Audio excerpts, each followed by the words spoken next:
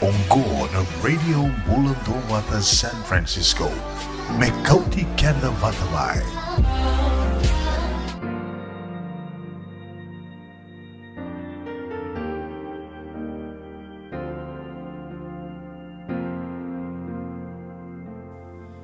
Bularang musuh bakanan numa nyumbika itu kina awu yali matambako leka leka na ngauna nava nimbula yali duwe naiserau kuitaki nava yadoba meu lolo vira gaita koso kochisu kina taini uviwai beauty lo malangi mesemati kokeyau ena kau velatai wakotiki na nava sereki na vesu au sangalalanga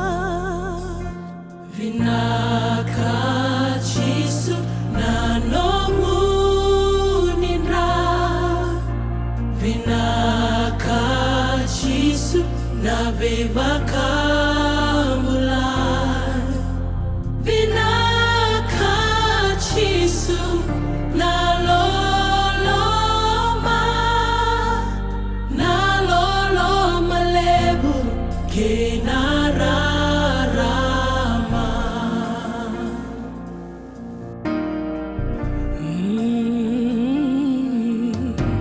Dondonu meu mate gai sosomi takiau buluti kinangara gai tuvake talemai na mate sandruka keina vatalenga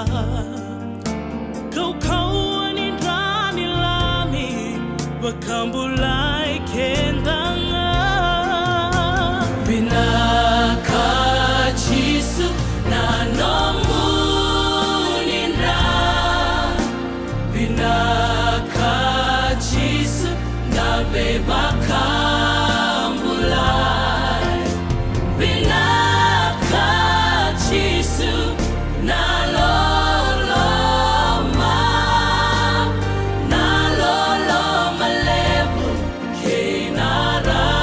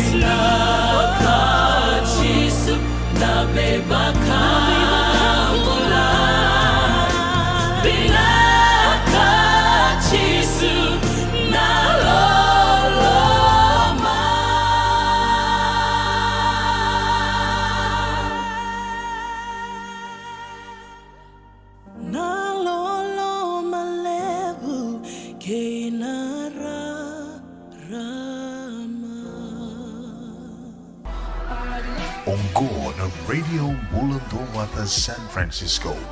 Mekauti Kenda Vatalai.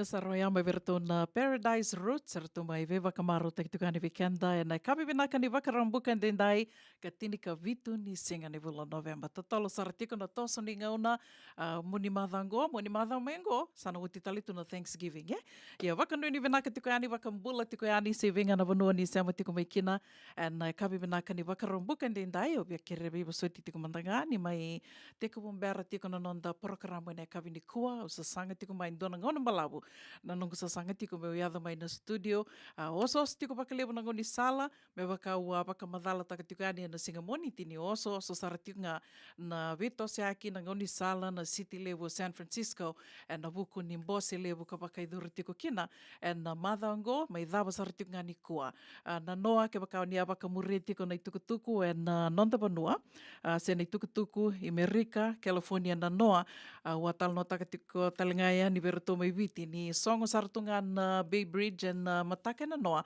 goe na non rapakarita ki kunru tiko oira kar senga ni tali taka tiko na bibu ke baka idora tiko Amerika ken matini tu lebu Israeli yo ya na non mai bakanga tako ira na mbose lebu ka baka idora tiko na city lebu go San Francisco na APEC 2023 summit mai baka idora tiko rapakanga tak saro ira batini rekila o Biden ni tiko go ira na ai liu mai na be matini tu le levu iso mate rusanga bulu kandua bakandua na matini tu era mai tiko kede na kena liu e na vanua levu go San Francisco e na madha ngo e na buku ni mbose ko baka madhala taka tiko ene ngo kongo ne anda baki la tiko kina baka levu na oso ni ngoni sala o tianga ya kavini ko singa levu ni ko sa baka me sa tiko vu mi miri mai na uda ke mamindo ve wali taka tuike tau nga baka lele na uda e rabile da ke bakandua ira na Andreva California baleta ni senga suti ni ndau tau na uda i California ia ninguém do tau ngā wakalilai ko ngā ia e ndo wakai me sara bile da ki nan reiva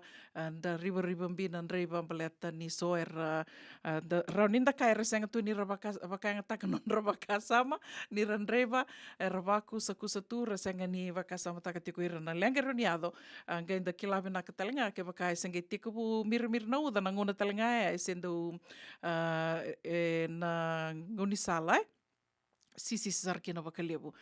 Ko ia na lenga ka mai teko bumbera tiko kina na nanda to i wasini ngono wata e ne kawini kua ia to waka vinaka ni rao ni to mai veronga din doma tali tiko rao ni sara tiko mai dena ni usanga ni saravi kim ni o rede tiko ngana e dhamuni ni sa wala tiko mai ve kim ni na sema tiko mai e ne kawi vinaka ni mon ni wakarumbuka dindai singa levu tiko ni senge mataka tiko mbekai Bia boleh kata tokani nangona ni waka singa lebu ve kemundo mai viti waka nuni vinaka tikani waka bimbi tiko ve kemundra na vita mani mai na 5.5 TV Road mai kinoa an rombula vinaka ke to waka le tiko ngoni na tau tiko ngona uda ndo na mbongi uda ve ke to en tomba lebu San Francisco na mbongi ni kua tuku ni tali tiko nga ni mataka na waka le tali tiko nga na uda waka le tali tiko nga waka lebu na mbata gai na sotala nga na vanua en rawani na kuru tiko pakile talitunga na kuru ya na itukutuku ni nraki ngai singa tambu sana totoka talitu na nraki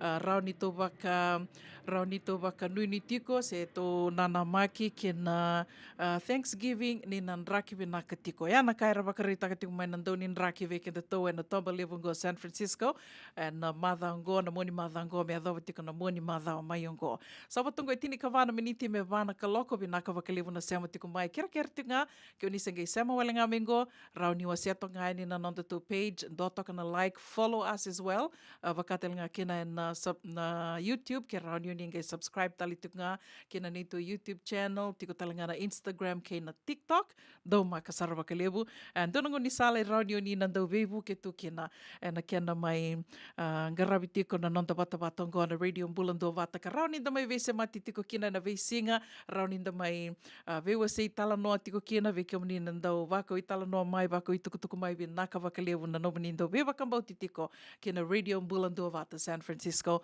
me kau tikanda wata tiko mai. Na mani tokani ngo una vuni nda kua, au sure tika mani menda na veito mani tiko ania na kavini kua la kia dhawasara tiko na vitu naka loko, ve wakambula tiko ania na sera katarawa ngo ve amaranandi mbula vi naka sista, sa waka nui tiko ani, Na namakitiko na nonda tona laki sote na madha o mayongo, wakatelanga kina ve waisea bushanti. Nimbula vinaka waisea vinaka wakalevu na sema tiko mai, wekimdo na ndau sema tiko mai na Naui Island mai savu.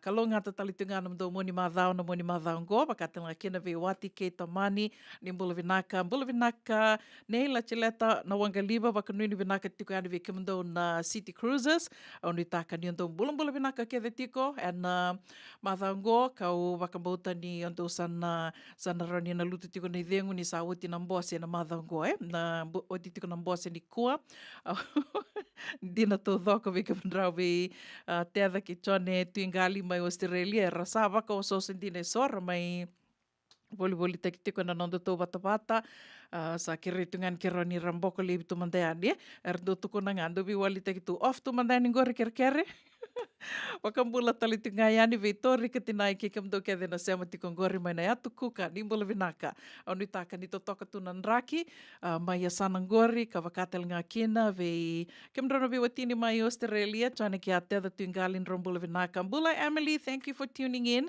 Wakatala kina ve nei me Reanieli wakanuni vinaka tukani ve kemdo mai Santa Rosa sengtala ni ngule da vitikino Antonio Tuingali mbula vinaka barada wakanuni vinaka tali tungayani ve kemdo mai Sacramento and amuni madhango ka sengtala ni ngule da vitikino mele ke kemdo ke de sara mai Nandawa ndo mbula vinaka onu taka ni ndo mbula ke de tiko ni na ndo na muni madha vinaka ve kemdo na muni madhango wakatala kina ve Teresia Mandingi mbuli ni mbula vinaka Elizabeth Wakana vinaka wakalevu na sema tiko mai nekavi ni kua wakatala kina ve Steve Murphy na mboso levu ni wabu levu na Golden Gate wakanuni vinaka tukani vi kimuni sengtala ni ndo ngule da vitikino kimdo ke de sara na sema tiko ngori mai Petaluma au ni taka ni mbulu vinaka tiko na serengo ndo na serebo mai tabodi tiko na radio mbula ndo vata na madha wa tolu sawoti totoka ka lewu sarera tali taka tiko na serengo rongo tiko kina na domon rau na turanga e rua kerin damu ke wambuta turanga nei ta Ioane dewala ke na sauna edha ni mata serengo nei tala noa ni sokodiri. Okay lai na ngani tikem do wakalevu na Bay Cruises Dau mbula vinaka.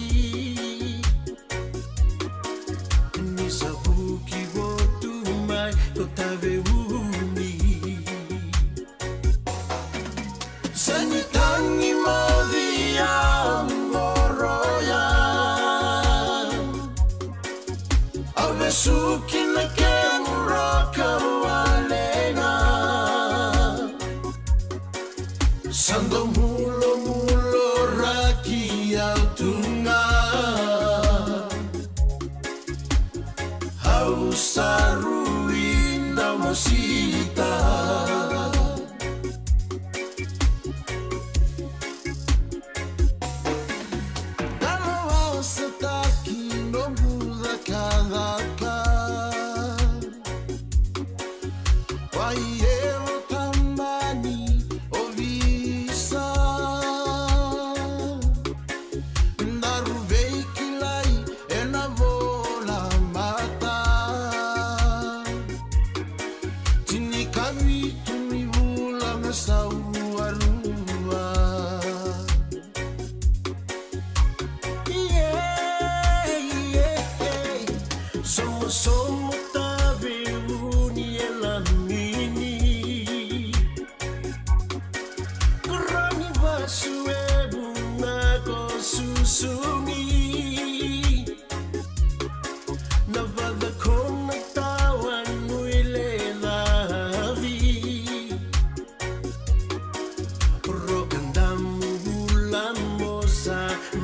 sevi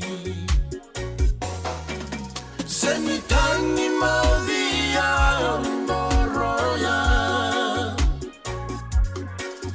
Abesuki na kemuraka walenga Sanda mulo raki autunga Ausaruinda mosita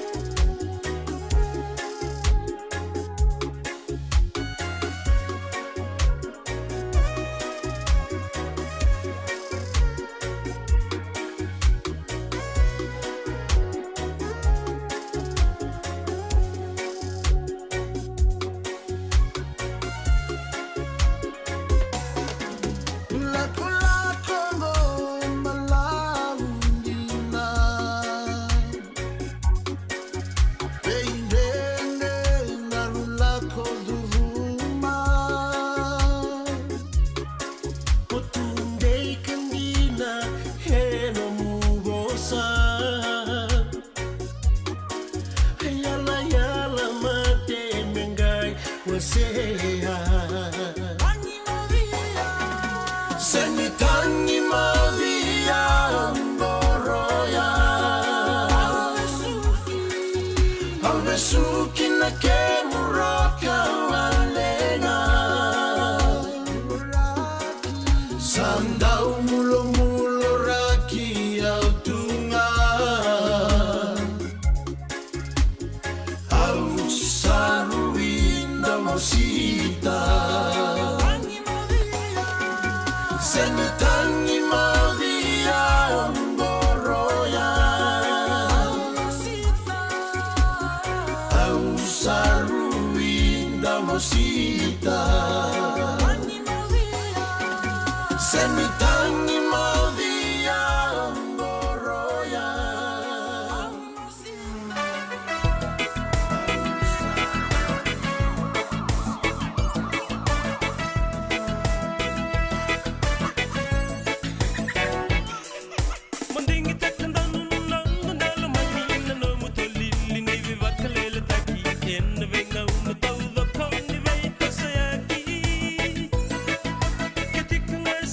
Say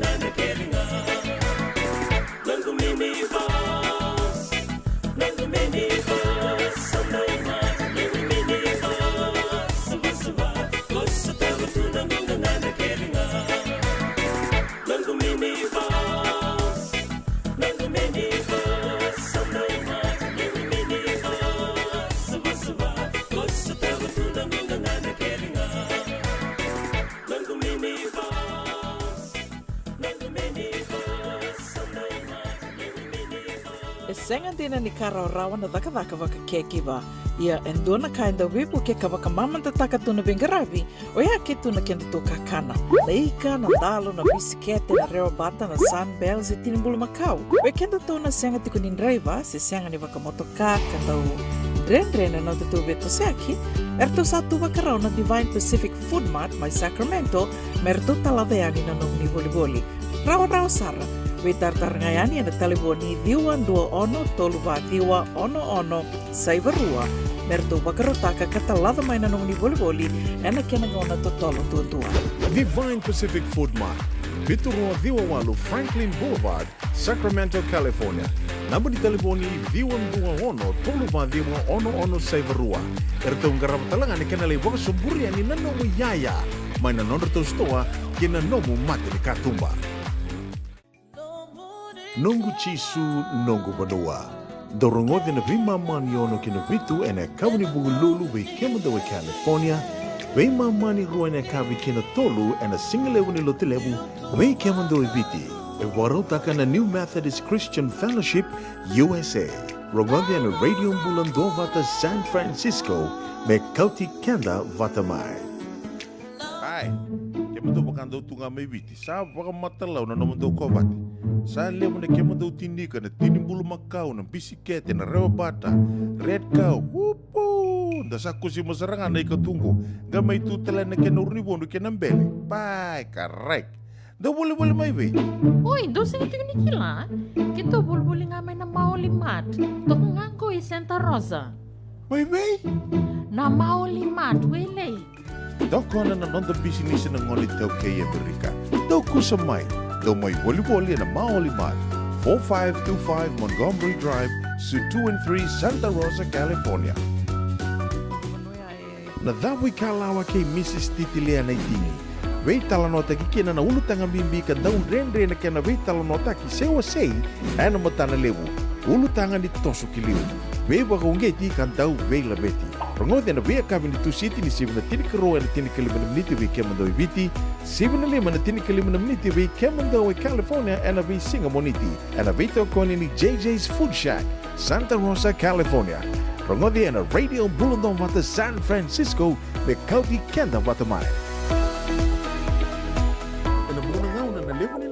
So enda sa senga sarangan nikla na da bumenda baka talutaka buka singi lutaka siya kaya kapitan ne ka kuni lo malenga sa tipin tuno bunua around buka dingo ikimunyo waya na JJ's Food Shack Santa Rosa California na be matangali kaka na jibgina me baka na karitoa waraisi na lobo palusami na buwaka na kaiwa soso na dalo na toa na kukonda bainga ni kinang gamure na kaka na buwa malang me baka na steak gai baka loka tabio ka kena kozlo surua tatni Gelago bata na kena pai ng bani kay na manray. Oya na JJ's Food Shack, Santa Rosa, California. E rosarang ano direct message virto giringa kina vitu sa vitu tolo dio tolo don limono se ang wala sarang ali tumiko may nanomota e na dio maluma Billy Street.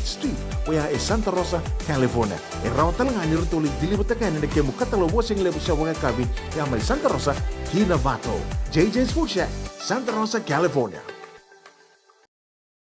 Na Radio Bulandovata sa sivitong na vai na rua na miniti. Na nonda tomba levongo San Francisco. Sa tuwi siviti ko na va na yawa bikem do may viti. Waka nui ni binakatiko yani yan singa levo ni waka rawayan tindai. Waka dapat tunan raki maya sanonggori. Au kilani sanda Baka binibinaka tiko ni senga nito wakilasara na kukua ni Dhangi Lambo Mel na madhawa senge na madhango na tiktiku ni madhango anda baka binibinaka tiki na baka biau e saririto toka tunan raki veke mundo mai viti na mataka ni kua mataka tali tikum beka ngani kana sasalu e senga ni madhala me baka ni anda ni unia sota kai tiko nan raki susu baka dha manda do manda nei tal no veke mundo na sema tiko mai nonda na mataka binaka ni kua lewa tuna sasalu ni waitu na makete se senga na buku ni nrakidha kanda mai sota kai tiko na madhango ya vekito e California me baka ni nda sandono maka ni ngo senga walanga e California uroni kai merika to doko ni nda sandono maka ni ngo nan raki sena ngauna ni ndo tuku ni tundo baka tokai tu na holiday season sa tiko vu ni ngo tiko vu mai ni gendo wotinga na Halloween sa ndo tiko vu sartunga mai na holiday season na kena lututu na isauni yaya kedesara lewa na yaya roni kaya baka bimbiti ngo na yaya liba na baka na TV na yaya ni loma ni vale na bika ba ya kena yaya anda baka yang takatu sena electrical gadgets anda baka yang takatu na talibuni na iPad na laptop na bika ba ya ngona bango endo sobi na kasaranga kena ndo lutu sombu sartunga na keni sauka ngona bina katalanga ni voli au tal no takatiko yani na vida na madha saoti na ngona bango danga indo reidi raki na uira karando roniu ka rando matai na marurui lavo mer sa tiko talanga vira na discipline ko ya na ngona ni lutu sombu bango saranga indo mai boli so era senga ni do bakamatu da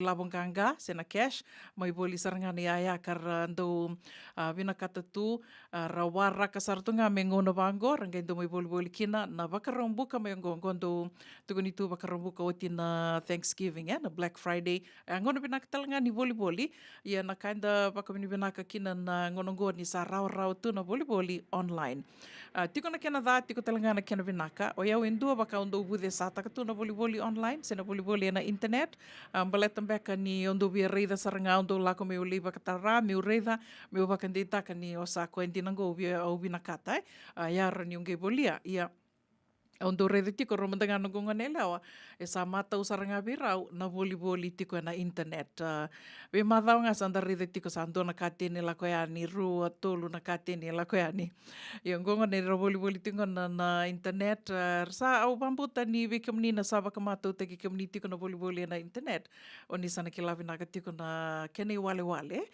ko nga ya undo na kaundo senga soti ni rawata na boli online ia tiko nga na boli online we baka sala taki tiko na kenandau ira karandau baka ndikeba tu baka muria tu baka murira tu baka malua baka titombu ira nandau butako ni ngona ngona rangata saranga kino ira na nonra ivandida kena nonra ivandin gasing beka na ndau butako ira ndau na vika so ira ndau baka idortu me rambuta koda tu kina na vika so ira ni rambuta koda baka mbimbi tiko ngona nonda bank account na social security number kena vika bao ya ka bau ya mandanga ke na butako na ke na kamandiko sa bolia so na nomu ya online o tia mengona sako ni kina sa merto lei bite ni vale to li dilivata ke ni vale ko nga ya mo sanangaro na sartunga mo kilavi na katiko na ngauna ya ni kene vale balete ya talanga ndo na ka ko baka sama taktiko na mother na mbaki saoti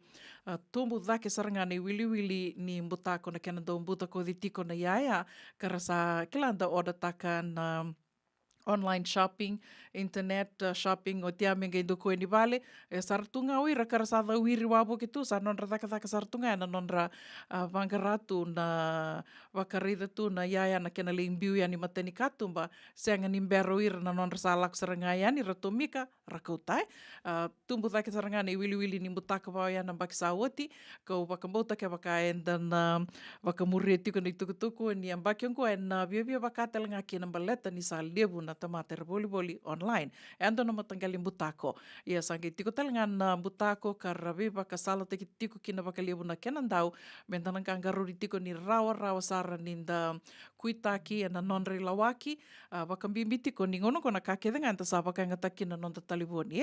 Ia na taliboni sa lako me kina na text, na email, ke na messenger. Wili talanga kina na vei apps era tu me baka na WhatsApp, tiko talanga na Telegram, na vei na apps ba ya. E dondon menda na gangaro ni sartiu kina da andren rabitiko kina balete rawa sarangana non da kuitaki en na buku ni na non rau ni butako ya. Dona kina bakarita ki ngo na vida na singarua sawati. Sa lako sarama usari dona na email lako mai. Dona email lako mai bia me tukuni me vango baka e bola isartu ngamai na tambaki sartu ngamai na logo ni FedEx sangai tukuni me vango. Ngo na FedEx na nomu delivery date ngo na ker me ko bakan di taka ngamai na me ko bakan di taka ngamai na nomu address vate ke na isau e vida na isau iko soma kina vida ni labo iko soma kina na yaya iko abolia nimber ni ke tong ke dili vatakayani so na kai rava kai ngatako ira na ndo butako mera na rawati kenda kina ke baka iko asenga ni ke baka beka asenga ni yandren rawiti ko sana raw saranga kia totolo saranga kia na nungu soma na non reto email me umbitani na information erto bina kata ke na non reto ke vaka ta kirto me kia ando na ka benda na yandren rawiti ko kina au ke lani na sombeka sarna tuko na tu sanda rongoda kanda sambadi rongoda dona ka ni ke mami bulida na nando ka kamburaki o bambuta na tambana talanga ni boli taki ni vango dona o kenda na nonda vakasa e batungo menda na rongoda vakawalu dona ka mo rongoda vakawalu e nangai dei e nangai kasa koia e vunga na ngauna ke mamina wasea ni soni tukutuku e na wasei tikani baleta ni na vaya na vakavida toka na nonda rongoda me nangai kasa ke vakambeka wasenga ni ndo mai wasea tiko ka wasenga ni na andra vitiko na vikava oia e rawa saranga nungo na kuitaki se rawai mi umbita ni na information e rto kere tiko mai serto taronga tiko mai na rto na email rto ka bako tamai na email tuku ni tiko ni rto email mai na FedEx o senga mandanga ni se bolia na loma ni vida na bulango senga ni vakanga taka na FedEx so ni ngere danga o sakila ni ngo endua na dua beira na scammers do tali ni ko na mataka ni ko ndo ngiriani gai rasa batalnga rasa ngas talnga balata ni bunga bekan tanda kila ni dari bango 800 number se 888 se 866 ik sakila tunga gona toll free se na marketing boli takiani ngona go rani tau bakan dina taka kede bakan bimbio kende tau na tiko i Amerika ni rasangiri mai sara bakan taka saranga mai na taliboni na nambangani taliboni bakan nga indua nga berto mai vale engiri tiko mai engiri tiko bakan mai na timu serto na ngone berto engiri tiko mai bakan nga taki nga mai na area code ko na mundo area code ke mundo sarva tali tu ngaya ni ko ngona baleta ni nungu taliboni ko ngaya na kakede o bakanga taki nungu taliboni wili kino ira karndo ngiri mai na buku ni baktataro me baleta na insurance se na baktataro mai na me baleta na radio bulando bata everything is done on my phone na koya ni ko ngiri mai na turanga autor sarani na nungu na numa waya ni kila nduwe kanda na ito ke ko ngiri tiko mai baleta ni vola itong me vango verified sa vatela ngaya so na kamenda na yandren ravitiko kina au tia autor sarani na taliboni o ronga na noni boso kila turanga ni India aunque na numa onde turanga ni India mai viti kila ni sali butalanga tiko ngoi na i San Francisco ka levu na vanu ondo ngole kina na buku ni daka sali butalanga virtu na India o sali vikile itu vat ke ira ka sa levu er sandu sulia talanga mai non ranamba si sulia vir na nungu kadi o nanu moyau nindo virtu o tia sa vambula mai koe sa taronga saranga mo koe na vangu sa vaka saranga au kainga o nindo nga vikenda vital no tiko o tia sa tukono mo koe o iko di bakatiko na radio bulando bata ike sa vango iko me viti tuno koe senga o eu senga ni tiko me viti o tiko nga i San Francisco kito ngiri tunga ni ko kito be bakataronga ni kito be confirm takaya ni we just want to confirm some information bo va da tu ya Au sange na numo iau ni o koe me witi, lako tiko na vital noa, sa sule mo koe ne dhana e iadha tu babalangi, ia au sange i kilangai ki ani e vātali tunga mai ana na nonra sasanga tu mai o irna do butako mera rawa i kianda kia waka, e seanga ninda na ianra rabitiko, iana wuna ke tōna mai me wakasala taki tuka ni kina ke tōna wase tuka ni kina me rao ni tana ke la tukina ni sa iadha tiko ka iadha saratunga wakalevu na ngonongo na matangali mutako na duindui tu na levu ni wale ni mutako i tungo e sa do tuku ni ngā mai matuku e sa tāwala rawa. Ia ko ngā iame da tōna ianra ravitiko kina ni tō sa dono makatiko mai ngon na holiday season waka nuni vinaka tiko ni na tosa vinaka na maro takatiko na waka rao kina Thanksgiving na madha o mai ngo do tuku ni tō na singa ni mbera na Thanksgiving bo intua na singa me Thanksgiving ana singa dhato undua mo na sasanga mo lako kina Dorobanua, whether you're driving or flying, toto wata saranga Siwatang kona vai na tini ka tolu na miniti waka nuni venaka tiko ani se dhavanga ni tavi nga ravi tiko ani singilivu ni kua, wenga na wano ni seama tiko me kina ni mbula vinaka. Au waka mbula tiko ani ve Dasha Hidden Blood, vinaka waka levu na seama tiko me na kavi ni kua, wakatalinga kina ve Lorima, tambai walu, ni mbula vinaka, mai na Mate Road mai Nandi, ndombula vinaka.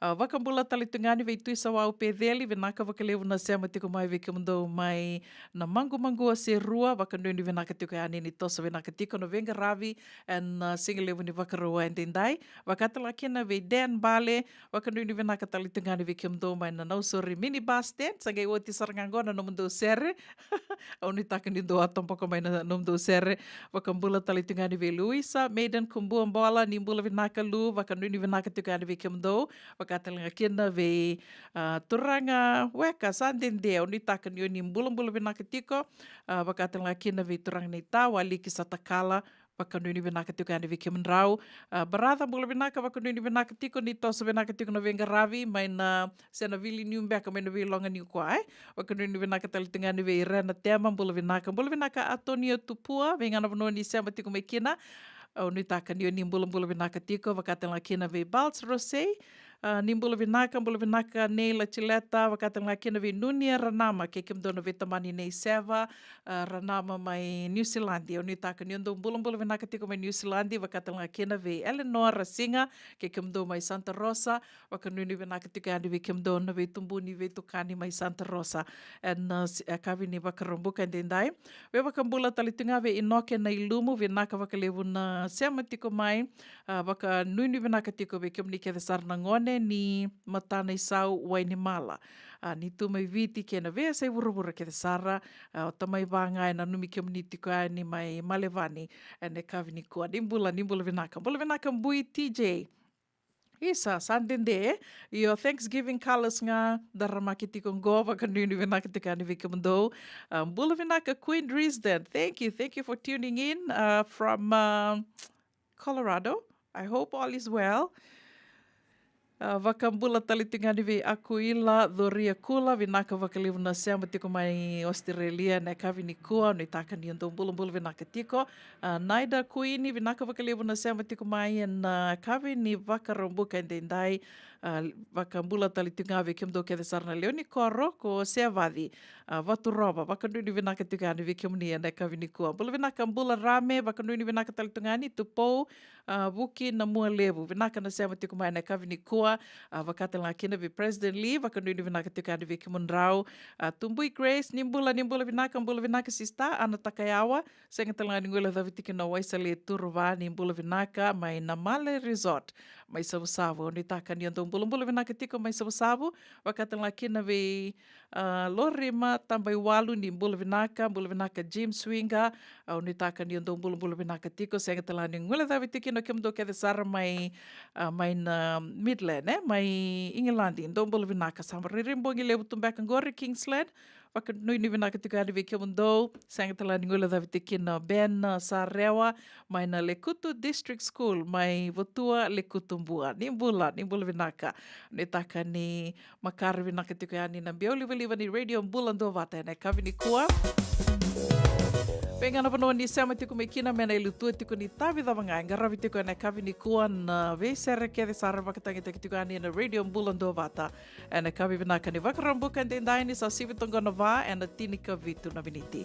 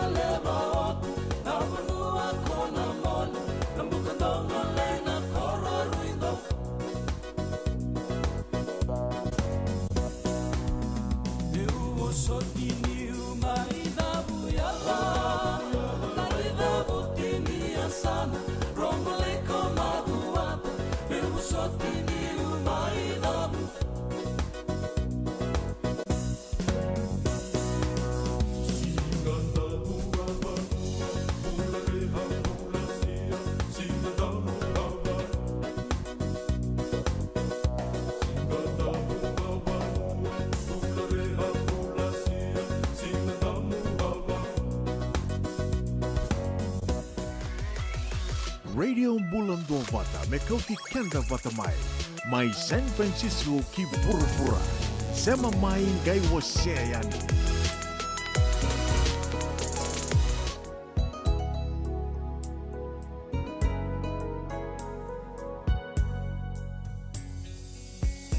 Lavanongo dalla mambi utiago Mulani vaka watingo sa lulugama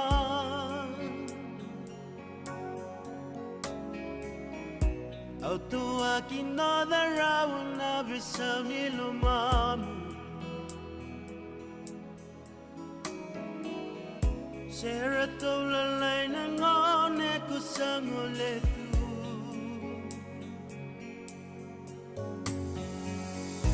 Ananu mangani daru yala yala mati Vembiani vakawating gomendaru sukota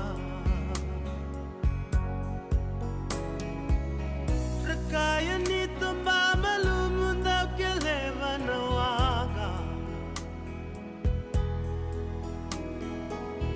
Indaru yala yala mendra kida sevinaka Namungana sabakana kula Rendende me bolia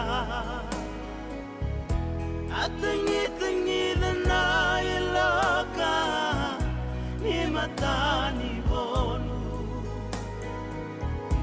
Wakilani nende itunga na yala yala Luvendaru era tabutungu na mule suma Yauni bura Sengani samarawa Nano mutikina lalano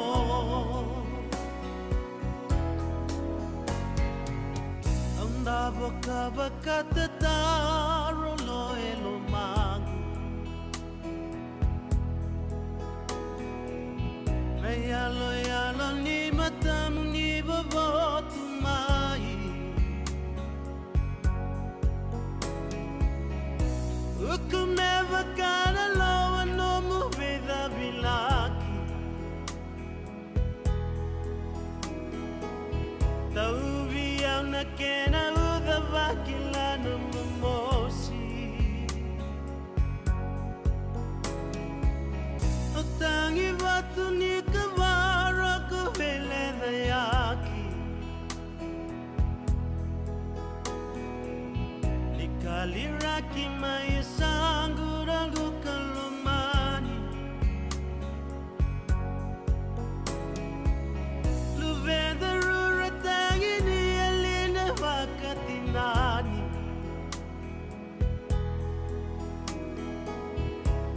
Burani alimane to vakabetamani Tangi tu betamanda melangi Para renda lomani Kimani adamona lesun mai vale Tove raibula dale Katikinam beka neto binaka mekeito gosoti Veta usingo esakani neto mulanta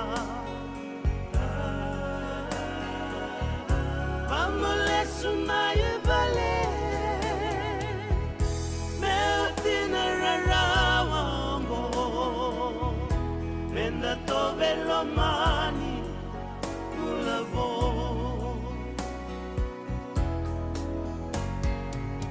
Memboni salu ngo ena sengani yali Kosui gundina niko dhumai serenu Aunanda karona voli medo bani woti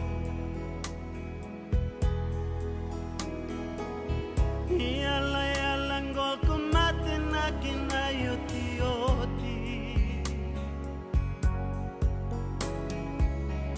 No mudala kede makila sana vosota Niko tangi serarawa monge raibi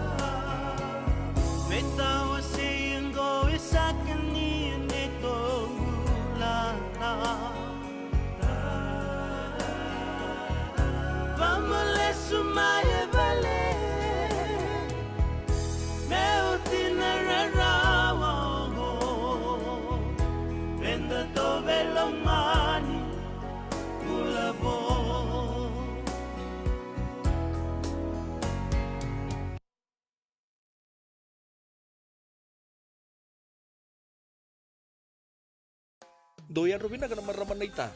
Do samba di ba kusa-kusa ibe. Yandra na ita. Kita sili katalaw manday na Orange Lounge. Maleka. Gurasan ba di kata-kata pinakasartunga toboy simpang bakau. Gay way dala tukin nambata. Koe serengan kori. Sono ngona santa pinakat serengan na kenta kakana. Di na to zoko. Kaya kita sana berata ini bagai singelebu, kita sana gali bagai kabin ngaya ni kena. Na Orange Lounge, katalaw buka singelebu siya buka kabi, baraw tayo ito buka manggo sanggay totokan na buno ni kana. May namenta to identity, kena buka singelebu siya buka kabi, may baka na buka sekera, na sui, ikatabu teke, roro buka lolo, kaya na vida tale. Giraraw mo kila na menu ni singoya, na Orange Lounge, tolo-tolong dua, Orange Street, Santa Rosa. Ang dua tala na tamang nabingarabi ni Divine Group of Companies. Dola may na walang kaloka na mataka, kina walang kaloka anambongi moniti kina singatambo na Orange Lounge. Tolo-tolong dua, Orange Street, Santa Rosa. Beba kasar nga. Paniray na tokongo, nagkenay ray-ray. Dua nga na rupuni ni kau, dua bayran ng tingit taki, o Reverend Aminio Balen Rock. Tama kamay na nung programo baka madawan na toso ni ngauna. Ano bingarabi ni City Veni Raturla. Singa buglulu ni Simon Bayan at tinamniti may kiamo ni Amerika. Singa lutulewo ni Simon at tinikantuwa at tininamaniti may kiamo ni Maiviti. Ano veto koni ni Divine Group of Companies. Maolimat kay na San Bruno Cavaba. Namaka and a Radio Buladong Bata San Francisco with Koti Kanda Bataman. JJ's Food Shack. Itigo kina nakakana mga bitkin may bakana kokonda. Lobong, benga ni ngay kanido ito na bundi ng dalo sa tapioca. Nakakana po mga langi may bakana steak makayalo ka kina coleslaw. Woo-wee! Nakarito sa wala badina na kanikanakana. Kaya itigo talaga na nonroto specials and lomo ni mga dawa. Daw tamba na Facebook. Na doy ni tiwa yan. Bani mandray pay kay na bugatali. Gawin na JJ's Food Shack. View Valley mo Billie Jean Street, Santa Rosa, California. Pero talagang rato dilibo yang may Santa Rosa, may ato sa rani Kinavato. Giritirito sana Kinavito, Saiba Vito, Tolo Vio Tolo, Dundo, Limon, JJ's Food Shack, Santa Rosa, California. Endona mate kuniti wale bubekenda mana wasa Pasifika na hepatitis B. Kuneini ndua mana bayatini corona nini winua mana wasa Pasifika Amerika ni tobi reti kuna mate ngona hepatitis B. Ongo libu vaike na kenara ni betobi sena tobi kuna mate ngadangada se liver cancer. And then remendo kila kesate bikwentiko. Mebakani sengo soti ni kene bakatakila kila se symptoms. Bakabo kesambimbi na mate.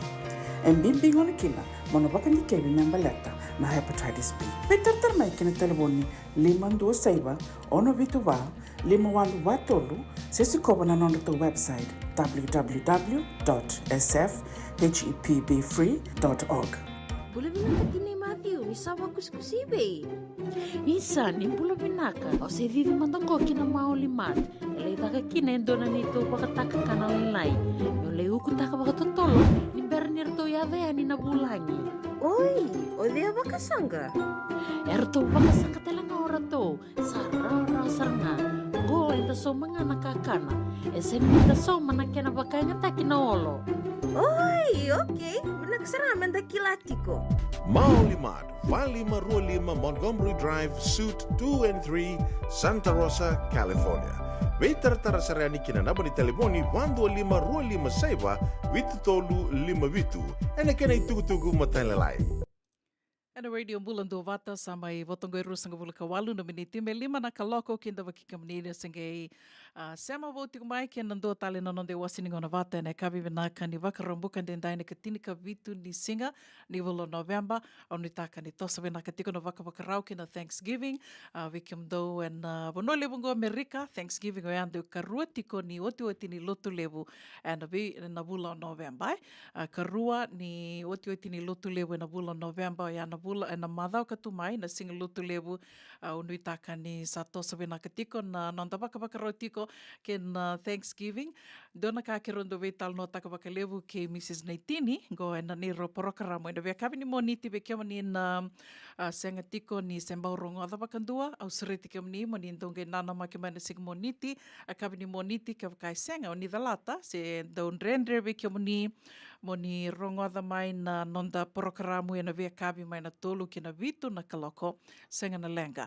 E ana ka e tale kina ni satu na YouTube e ratelinga ni o ningeli rongoda tiko e na YouTube channel na vi programo ke de Sara e na rongodi tiko e na Radio Bulando Vata and the Limbu tiko yani na nito YouTube channel o yana Radio Bulando Vata YouTube ke bakau ninge ndo be rongoda na programo ningeli rongoda kina rau Sara na ngona ngau ninga lala kina rau ni ninge ndo li rongoda kina dona ka ni ro programo tiko na vea kavi ni moni tike Mrs. Naitini o yana dawi kalawa ke rondo mai veo se taka tiko na be programo sena ve ulutanga so ulutanga mamona ka rawa ni veo ke tiko bakalevu ke na nondambula yandua na nondambula ni matapu vale vakambimbi tiko ni da sambiu vanua mai kanda samai vakai tiko senga walengana vanua levu ngo Amerika na ve vanua levu so me vakata ke Australia New Zealandi vikimdo talenga me Engilandi roni da kaya ni da sambiu vanua mai dina ni mai nduindina vanua enda tukina ia levu na ka ena toto wata tunga se levu mbeka na ka enda me lako dhruma toto wata tu au ia na vi na matangali ulutanga iso ke rondo vewa se tiko kina ena vea kavi ni moniti ke Mrs. Naitini dona ka ke rondo ve tala noa taka waka levu o ia na mbimbi ni nonda ve tala noa se na communication nonda ve tala noa mbeka waka vewa tini se na nonda ndo wasa ver na luvenda e rawa ni kona vuta tiko ya ni dona vosa se ndombeka na kai kona sanga tiko mona tukuna voa kai mando wana ke mui kasa wana o timu se na vertona ngone ia ena gai vakatau tiko ena nomu i vakarau ni nomu vosa ke vaka ena tau kau ani ia sana boundre toka na kena dingomi ke vaka ena ndombeka na vosa ena tau yani vakamalua mo toda yani na vosa vakamalua ena rawa na nona dingoma koe ka tiko mai sana kandua whether it's your friend se na ndombeka na nomu i toka ni vakadaka se na nomu i liu mbeka vakadaka ia na bimbi tiko ni na nonda do kila na menda vi tala noa. O wambota, dona kaya ndo ndrendre tiko vikianda se senga soti ni da roniu kaya da ndrabu tiko mbeka kina, na nonda kila na bimbi ni vi tala noa se na communication. Ia mandanga dona kaka o kila ni ndo wakatabulidi tala ngā wakalevu e na vi kornibuli torodake so. Communication skills. Baleta na vivo no ke ngai kolaki na nomu bula na visinga e bimbi na nomu kila na mona tukuna wakadhawa dona kai. Se me ko asia wakadhawa dona ka. Ke wakamandanga indua e kamande indua e rarawa tu mai. O ngai o via tukuna ni voa dona ka o via wakaleo i koe mbeka ni o koe sa rarawa rau tu ia ke wakai kungai wakaleo i koe ani ana nomu i toto ni vosa. Nomu no tauda ni wakamalu e na rao na nona dhingo mai, na nomu wakalele o tiko mbeke ani. Ia, tiko ngai na nonda ndau sanga me vinaka na nonda i tobo ni Vivasaki, se na nonda vi tala noa, se na nonda wasea na vika, e na vinakata menda wasea tali voa indua, se menda wakaritaka voa indua, se menda wasataka mbeka indua. It's all in communication and how you word it, how you put it. Wakasama takasara dona i tala noa wasea dona nungu i tokani na singatambu, membaleta tiko na gango, na communication. Tala no tako koe ni dona turanga la koe ani dona dhurubo matamboko e ndambi tiko sangai toro tiko koe dona sign dona board e toro tiko koe sangai volai tu kia volai tu koe na nona sign o eu matamboko vabalange I'm blind please help e ana kai vola tu koe o eu matamboko kervi vuke ia o tia kila isenga suti ralak ngai ani lebu ralak ngar laku siviti koe sara senga ni rambiu tendon sende rto le vida rto lakani rto mbiu sende na nona dona container e tokavango i matana me ralakani me rasuli kina ia o tia sangi lakani dona turanga sangi redo koe na nona sign tora mo koe na nona sign visotaka ne sansangi vola koe tongau koe sona kai na esana kandua ka senga ni vola itu kine dona ka koe sangi sulia tali wana dhuruvongo matamboko me turu tinga koe vaya me vuki mai itumba mera ritha ni na tamata na vika ili volau koe ai. O te asa lako. Palilai o te toka e vida na yahua sange i lesu tali mai na turangango. Ge lesu mo koe nge redha koe ni sa tau vinaka toka na container ka ambito toka na turang na dhuravongo mera miu i lavu kina na nona kerewe vuke. O te ange lako na koe ni redha koe ni sa sina itu na nona na container ya. Ange tarongi i dhuravo. Sa vadava tuku na sa dhuravo. E ki lau turvinako koe na ndomo i koe na turanga atu no koe. O i ko ngā koe koe me vola i ko viso taka nungu bodi, ko vola ando tani naka i ko vola na nungu bodi ko nge viso taka. Na nomu lako saranga ia sa liwer sa lako me kinangora sa me biu sende na nungu container. Sange i tuk taronga koe. Na dhavo i ko vola i na container go. Vosotia na dhavi ko walai na nungu board. Sange tuku na wana turangango. Au vola watanga na ka ngai ko a vola tu i o vi so taka ngā wakalelai. Na ka sange tarong koe dhavi ko vola. Ange tuku na mai o kona turanga li a vi so taka na nona board. Ange vola tuna koe. Seanga au vola ngai kia. It's a beautiful day, but I cannot see it. Whakasamatanga ma dea ai. Ia na...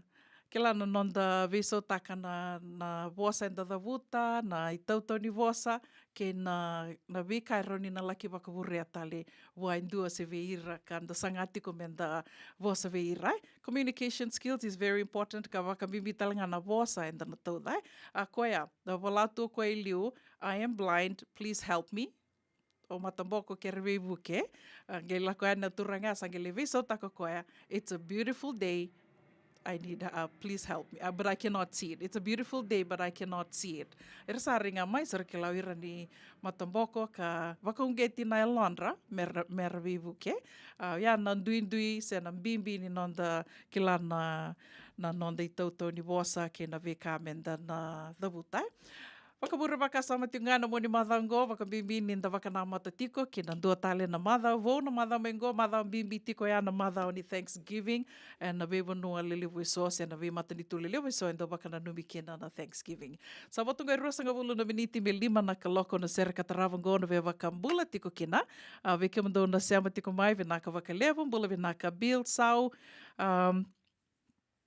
wakatanga kena ve Bani, Kawale, Sandende au noi taka ni mbula venaka tiko Bani, situnga mai Santa Rosa, waka ni venaka tiko ana ve kiomani, wakatel ngā kina ve Noa, watu ni wai, ni mbula venaka Noa, mbula venaka Ndi Lucy, Rokombaleni, mbula venaka Nau, waka ni venaka talitunga ana ve kiomdo mai Santa Rosa, wakatel ngā kina ve kiomdo ena City Level San Francisco, Neila Chileta, mbula venaka Emosi na CV, nidhala vena, waka mbula talitunga ana ve kiomdo na gorto na head girl mai na Billie Jean Street, nai Tangindungu, bula vinaka sista, Tangindungu, nai Notha, wakanduini vinaka tika ane vike mundo, wakatanga kina ve peta yambari ni bula vinaka na sema tiko mai na kavini kua, Joey, mbula vinaka, choana tau kei, wakanduini vinaka tika ane vike mundo, wakatala kina ve semi sinangase, ndo bula vinaka mai na Bula Bay Volleyball Club, wakatala kina ve Malakai Tueli,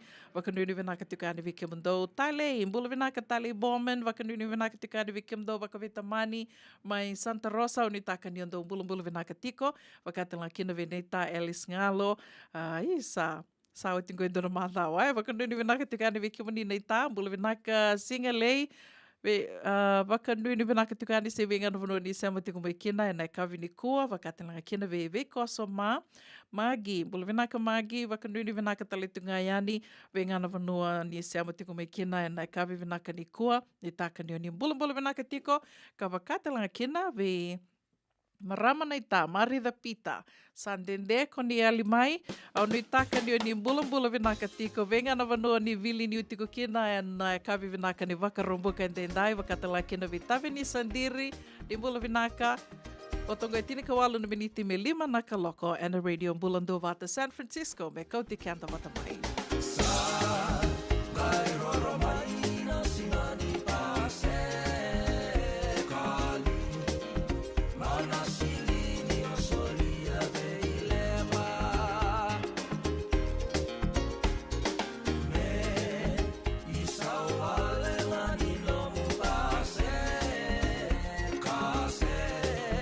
Mola ki voli pilivo, alei na tela.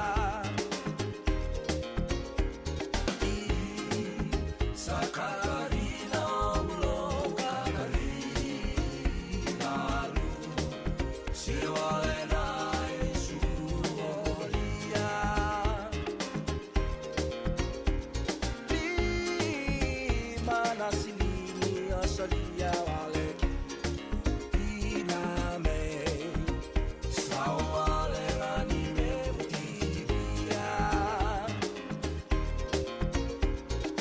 li wakaro na tiko ke meu tukuna manda na lawa ni lotu eke na lawa ni lotu saru ikrere au uturio mese na toki ato maike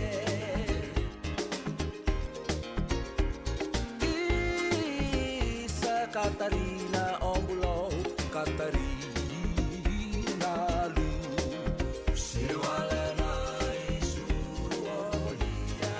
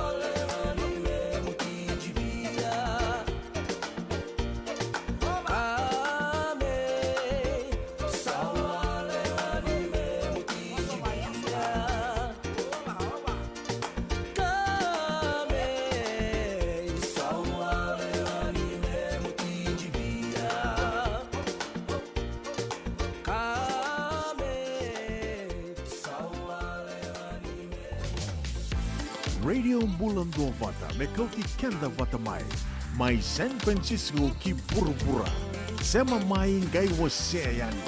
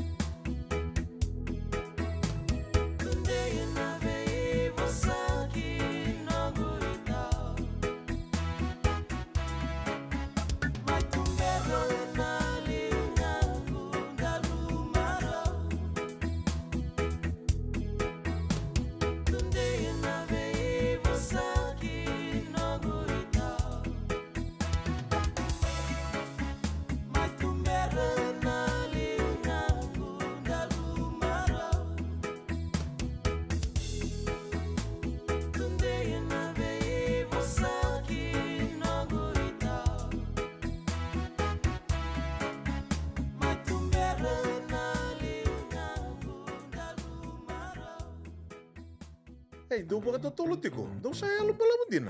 Sebab mentangan to boli gaya hotel itu ni stoa. Tolako. Sini ni ako na store, wala ka tunga ko maulimat.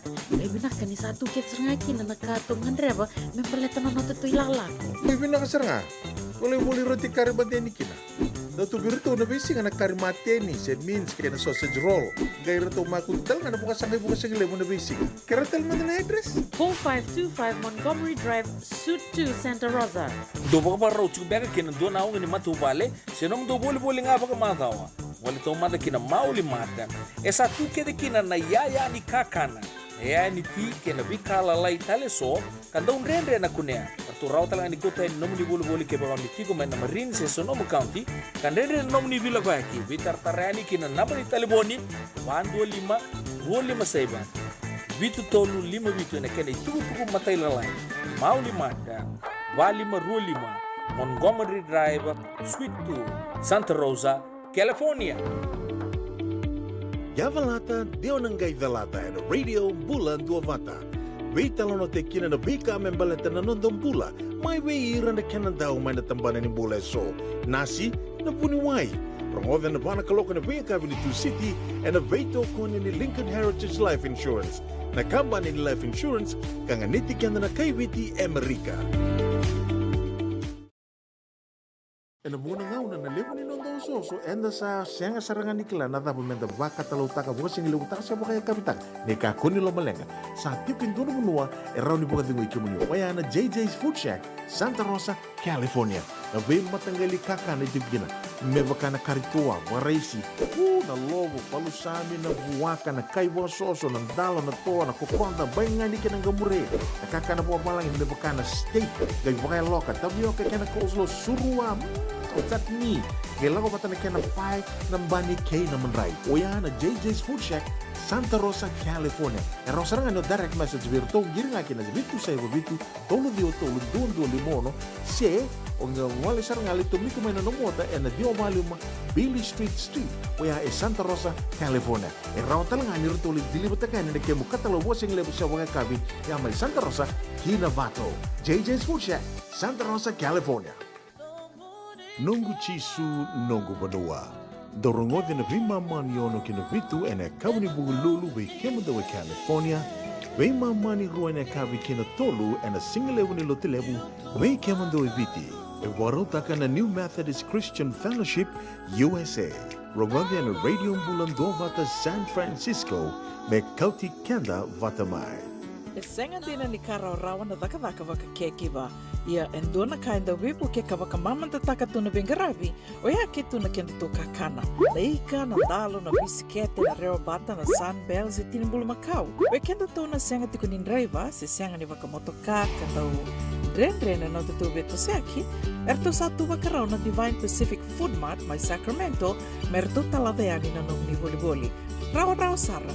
Witartar ngayani na telefoni diwan 21 saibarua merto bakarotaka katalada may nanong ni boli ena kenangona totolo tutua. Divine Pacific Food Mart, Viturua Diwawalu Franklin Boulevard, Sacramento, California. Namba di telefoni diwan 21 saibarua. Erto ngarap talangan kenali waka suburi ani nanomu yaya. May nanon rito stoa kinanomu mati ni katumba.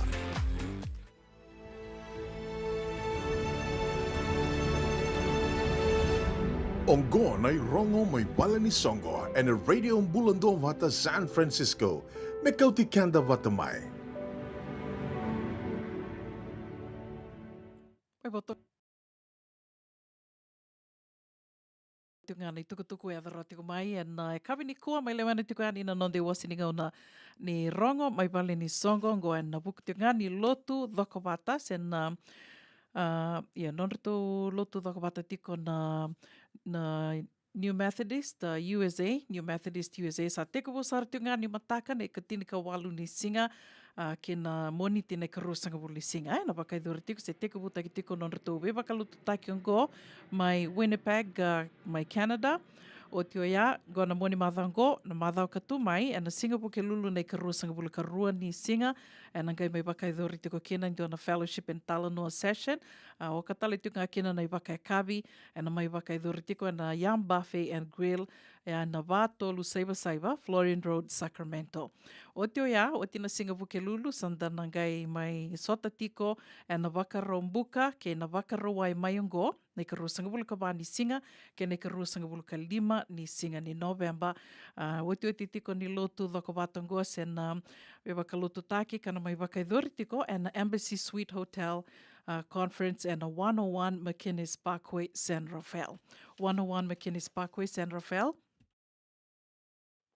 Kei tukutuku mataila lai, me baleta tiko na lotungo, rauni o ninge we taratara tiko e ani, ke Senior Pastor Simeon Mbale, and a telefoni van 25 822 325. Senior Pastor Simeon Mbale, and a telefoni van 25 822 325.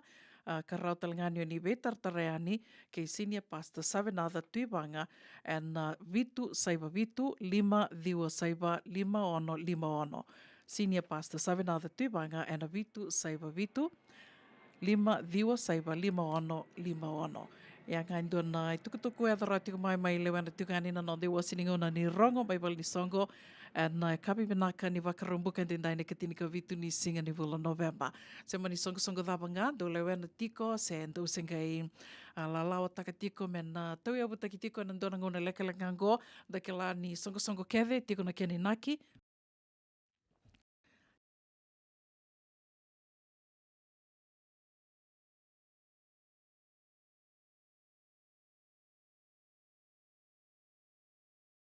No mundo na tukutuku ni sasanga dhavanga do na tiko kena na radio Bulando Vata raunio ni wako tamai sanga ni somi na kena mai kathi waki tiko yani ana nonda wata na radio Bulando Vata na ronga mai wali songo raunio ni wako tamai na messenger Rauni bitanga mai na radio Bulando Vata na messenger na radio Bulando Vata se raunio ni wako tatalinga mai biau una buninda kua and na messenger se vei pedeli na novo se ratalinga ni wako tamai vei tali mata kimbau and na radio Bulando Vata tiko talinga na messenger o tali mata kimbau mai ronga tiko ani vida na tukutuku se na vei tukutuku ke sarando yado tiko mai lewena tiko na nonde wasininga o na ni rongo mai valni songo.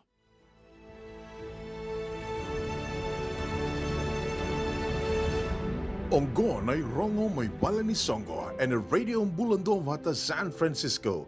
Mekauti kanda vatamai. Sura tika mani sama tiko ngā mai, ana dona ngona leka ngā ngona wase tiko e ani dona i tukutuku me maleta tiko ngona social security, Anda ke la tiko ngoe tuto wata tiko ngā na FNPF mai viti, o ia na ke la nonde labo maro i tunda nge dole i taura na ngona enda sa wakadhengu kina, mai na dhaka sen retirement, ia i Merika e adhana tiko na social security. Ngoe dona i tukutuku ka vital nota ki tiko wakalewu na 60 minutes and mother sawati, na numa ni vinaka mena mai wasei tali tinga ani no nonda watawatongo me baka ni sa libu weekenda enda sa e dhawa tiko ani na mbaki oia ka libu talanga weekenda dina ni desenge sa dangone dangole mai biti dangole mai Merika kanda sa ngai sa libu sa ngole tiko mengo sarva green card tiko mai sa rau ni ramai tiko bu dhaka sarangami sa tiko bu maruru tiko ani se musu tiko na nonra social security so ngana ka menta na wakararama tiki kena men dana yandre ravi tiko kena dana ngai dalai kinda dale na ngona dana numa ninda sanatori labo kena ngai manisenga ni waka na kai na numa se na kai kila se da senga tu mandanga ni kila indona ka ngai sa soli mai sa anda mai dingo matu e tiko so na kai ndono menda na kila tiko ka na numa ni vinaka mena mai wasi tiko ani na nonde wasi ningo no vatongo ninge na nama ki nga mai sema tiko nga mai ke na radio Bulando Vata ni sa lima dono na kaloko e ka vini wakarombo ka nei katini ka vitu ni singa ni vula November we wakambula tiko ani kina na sere kataramango vuan nongu favorite na ita laksa rusa toka ilangi wakatala kina vipeni rokondiva ni bulu vinaka turanga ni ovisa wakadhengu wakanuni vinaka tiko ani vike mundo mai viti u bambota ni oso sarti kumbek nga na mathango and Pacific Games ngai tuku ni tunga mai bio na kaviniku ni sa tiko vutiko na singa tambungo na Pacific Games mai honiarai mai na atu Solomoni ka wakanuni vinaka tiko ani vike muni kede sara na luwe viti ve ke mni talangana ve to koni tiko ve ira ve ke mni na waka lesi na ve tambana ke the sara o ni waka rotiko se o ni sa ngole tiko mbeke ani ke na sota ni Pacific Games mai honi ara Solomoni and moni madha o sarangango tiko butiko na singa tambu waka nuni vinaka tiko ani litia tiko dha waka nuni vinaka talitingani ve chosa i rambana kandavu ve ngana vono ni sema tiko me kina ane ka ve vinaka ni kua waka tala kina ve Sherry Van Dinga ni mbula vinaka nei ta waka nuni vinaka tiko ani ve Kiomani waka tala kina ve Kitty Morrison ni mbula vinaka maramakai waka nuni vinaka tiko ani ve Kiomdo mai Santa Rosa waka tala kina ve Jim Serewai ni mbula vinaka waka nuni vinaka tiko ani ve Kiomani mbula vinaka maramana ta Marida Pita senga tala ni ngole da vitiko na Serengo o noa watu ni wai ke Kiomdo ke the sara na sema tiko mai ngori mai Fairfield waka mbula talitinga yani ve dhiri motokana ke Kiomdo ke the sara na Vetamani waka tala kina ve Kiomdo na Turanga na marama au mai rando tiko wali ngori mai Fairfield au nui taka ni ando mbula vinaka tiko na matapu vale ne Rami Dombui ka wakatala kina ve Lulu waka nui vinaka tiko ani na nomro waka rau tiko kina singa na maki au nui taka ni tosa vinaka tiko na waka rau wakatala kina ve Kiomdo ke the sara na leoni matapu vale ne Rami ke Lulu e na vuko ni waka rau tiko. Sasi vitongo na 5 na rua na miniti do talimanda na nonda i tavi sere ka waka mbula talitungani kina e na sere ka taravang ko ve Kiomni ke the sara na waka lori tiko e na ve tolo ni ngoni sala ke the sara mai viti. Au nui taka ni oni na sana beba ka rati tiko na dhonga ka iadu tiko mai na nonda wanola mani o viti e na madha o mandanga go waka nuni vinaka tiko ni oni na nreiva tiko, vira iaki tiko, tori kanda tiko waka malua, se vadava.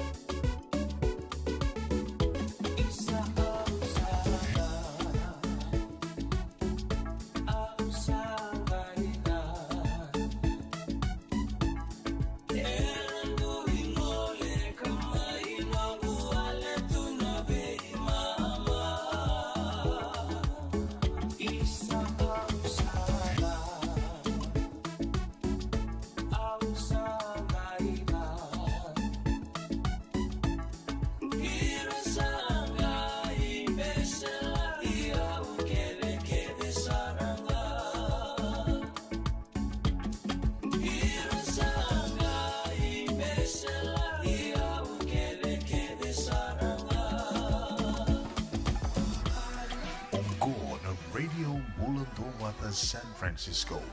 Mekauti Kanda Vatamai.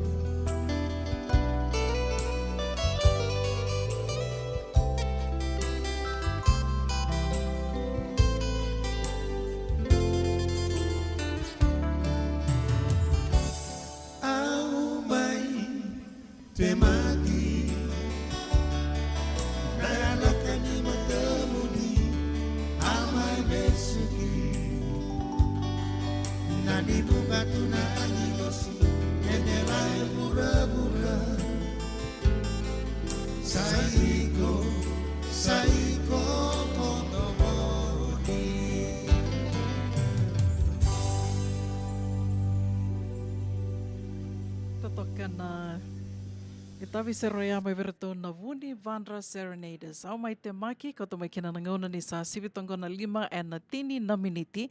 Waka nui ni vinaka tiko yani se vinga na muno ni sema tiko mai kina. E nai kapi vinaka ni waka rompuka tendai ni ka tini ka vitu ni singa ni vula November. Au nui taka ni tosa vinaka tiko na waka rau kina Thanksgiving. E na madhau katu mai, lutu levu na madhau katu mai. Dhamu beka sa itu watu ni Thanksgiving. Ndukana takim beka, se ndukana vorenga, se na ika, dhavam beka. Au kila ni vunga weekend tu, senga soti ni tondo tali taka na taki. Ia, sanga indo tokania tunga tu sa ndukania tunga, matau ngā me tokania ngana kenta tu e, na vore, na ika, na toa beka, na mateni, lamb shank. Ia konga e sa senga ni ndona ka e rauni tokaya, ni ali se senga tuike me tondin divitu ke nei viti e, ka ke de sa tuike, ka kana ondo tukuna verto me viti. Na ka kana ke de na sa salu ni wai tui, e sa tu ke de ke nge vai a sa rau talitunga, na ke nando kou mai. Na madha sa oti, ke wakao ni a wakamureti ko mai na nanda to tanga ni vea vango, so e rabolita ke rato mai volita ki dhawa ki tiko na, o ke lau rato mbeka na songo ni marama, mai watu ka rasa. Nā ronga rato mai voli taki tiko na dua na kontena dhawaki a $2.50. Vida bata tu na kontena dhawaki. Mai voli takitiko i asani studio ngango i Millbrae. Ia au ni taka ni tosa vinaka na namundu sa sanga mai vatuka rasa. Ia, sabatungo ne ai, senga ni dona ka e ronito ka me tu ndindi vitali tuki na i viti mbaleta wakambimbina ka kana ni sa tuke da ngai kia na kai tu viakania ka rau tu na kia na kau mai. Ia, awatu kuna tiko ni ia, ni unawa se ia ni e vidana ka kau mai rongo da rau tiko, se mai wakasarawa tiko e na news e na 60 minutes e na madhasau ti member leta tiko na social security. O kila ni bimbi mendana kila tiko, waka bimbi ni sa lewu, sa rau tiko na pepa, sa lewu rangole mai, sa green card mai, senga soti ni nda wakasa matakatu na wika wango to sa maru takamandanga, ni to sa yadara me Amerika, to sa mai dhaka rawa, sa wako rau tali tiko na ilawu i viti, lewu kei tiko kina na matapu wale mai viti. Ia, duana ni to iliuliu ni lotu ndo tuko na wakali wakoa. Begin with the end in mind, Ia, o kenda to, non to end ngone ya, senga ni kenaki ni sana lidha wiki anambula. Ending as in na dhaka, ni to kilati nambula ni dhaka ngo, e na lidhava mai. Koea, na ngone na lidhava kina, e wakadhava, to sa wakaro takatiko, endo na ngona, endo na ka, membaleta na ngone sana lidhava kina, na non to dhaka, se senga. Ka bimbi o ia me tona wakarote ki kenda tu tiko, so mbeka ni tiko non rawaka sama, o senge iadho ngā mengo, se au senge ambaki rua sangavulu ngā, se tolu sangavulu, se vā sangavulu, se senga ni tiko na wakanananu ni ngono ia, na ngono e sana laki dhawa kina na dhaka, na nomumbula wa dhaka. So enda ki lai, sara dhaka tunga, sara lia dhawa tuna vitu sangavulu, walu sangavulu, sara dhaka tunga.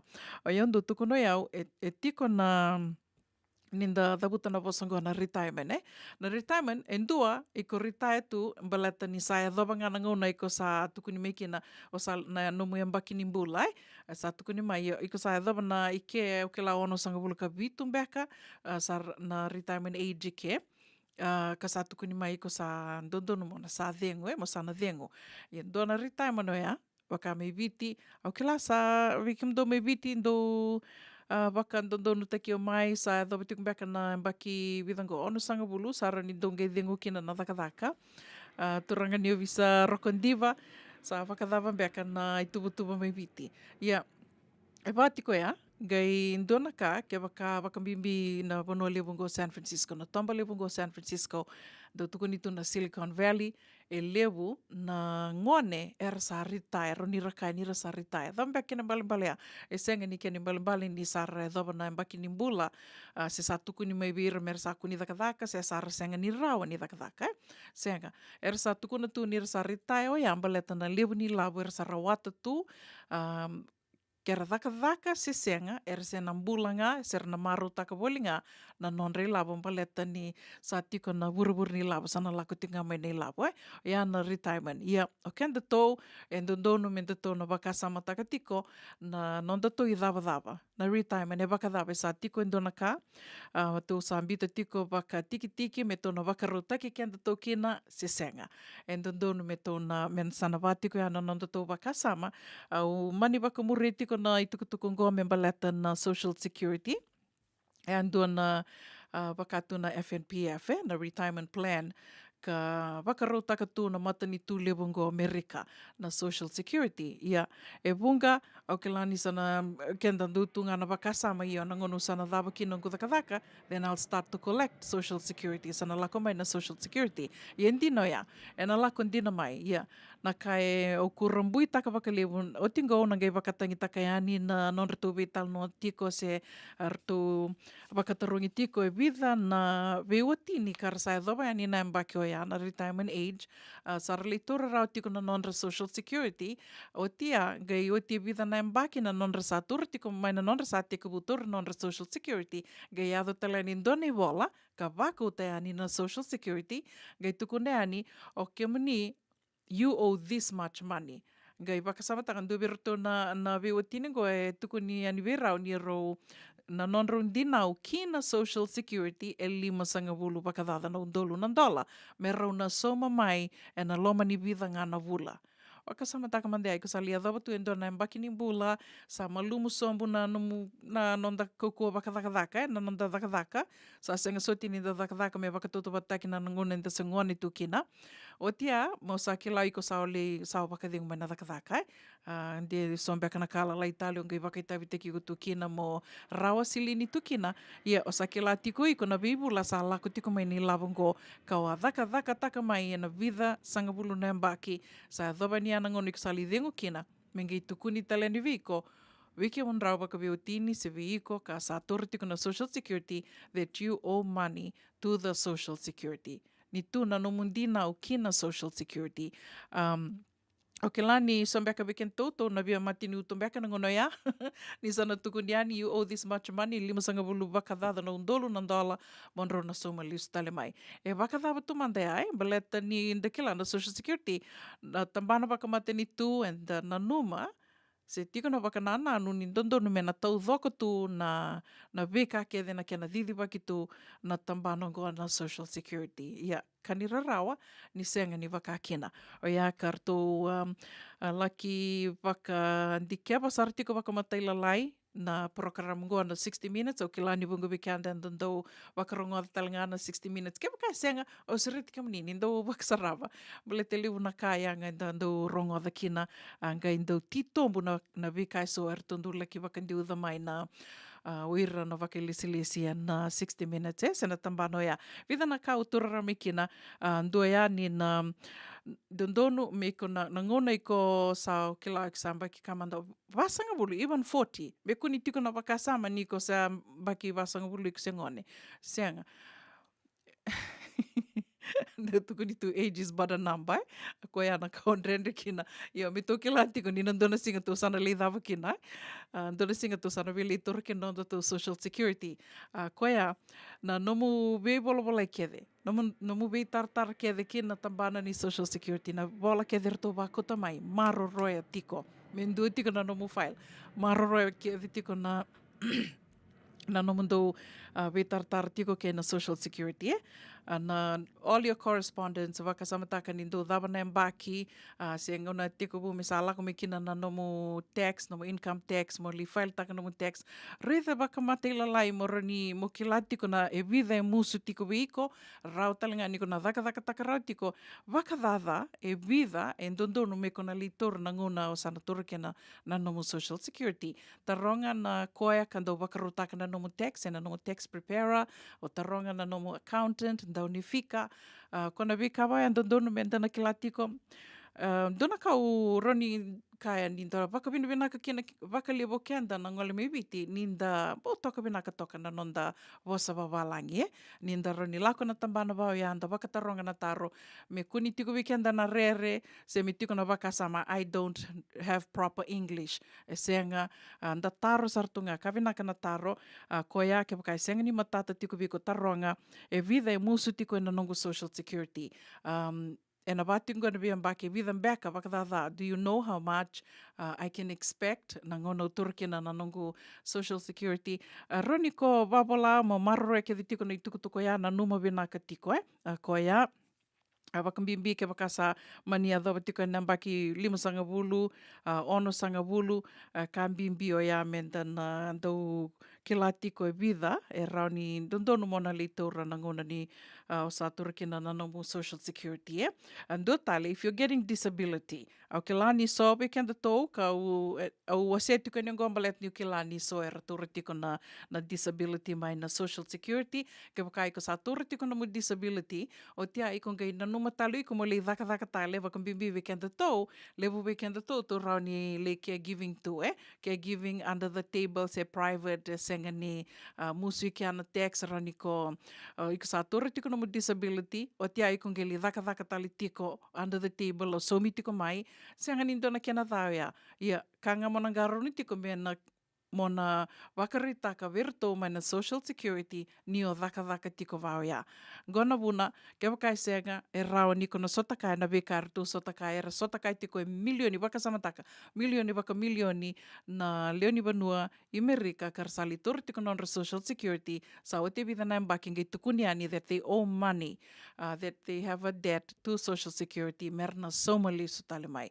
Ia na kai rauni na iadhavi i ko ke waka, i ko dhaka tiko o senga ni yanra tiko. Sa o tōru tiko no mo disability o ikunga i senga ni o lei mongeli dhaka tali tiko mo somi tiko mai under the table se na private and the kilatu.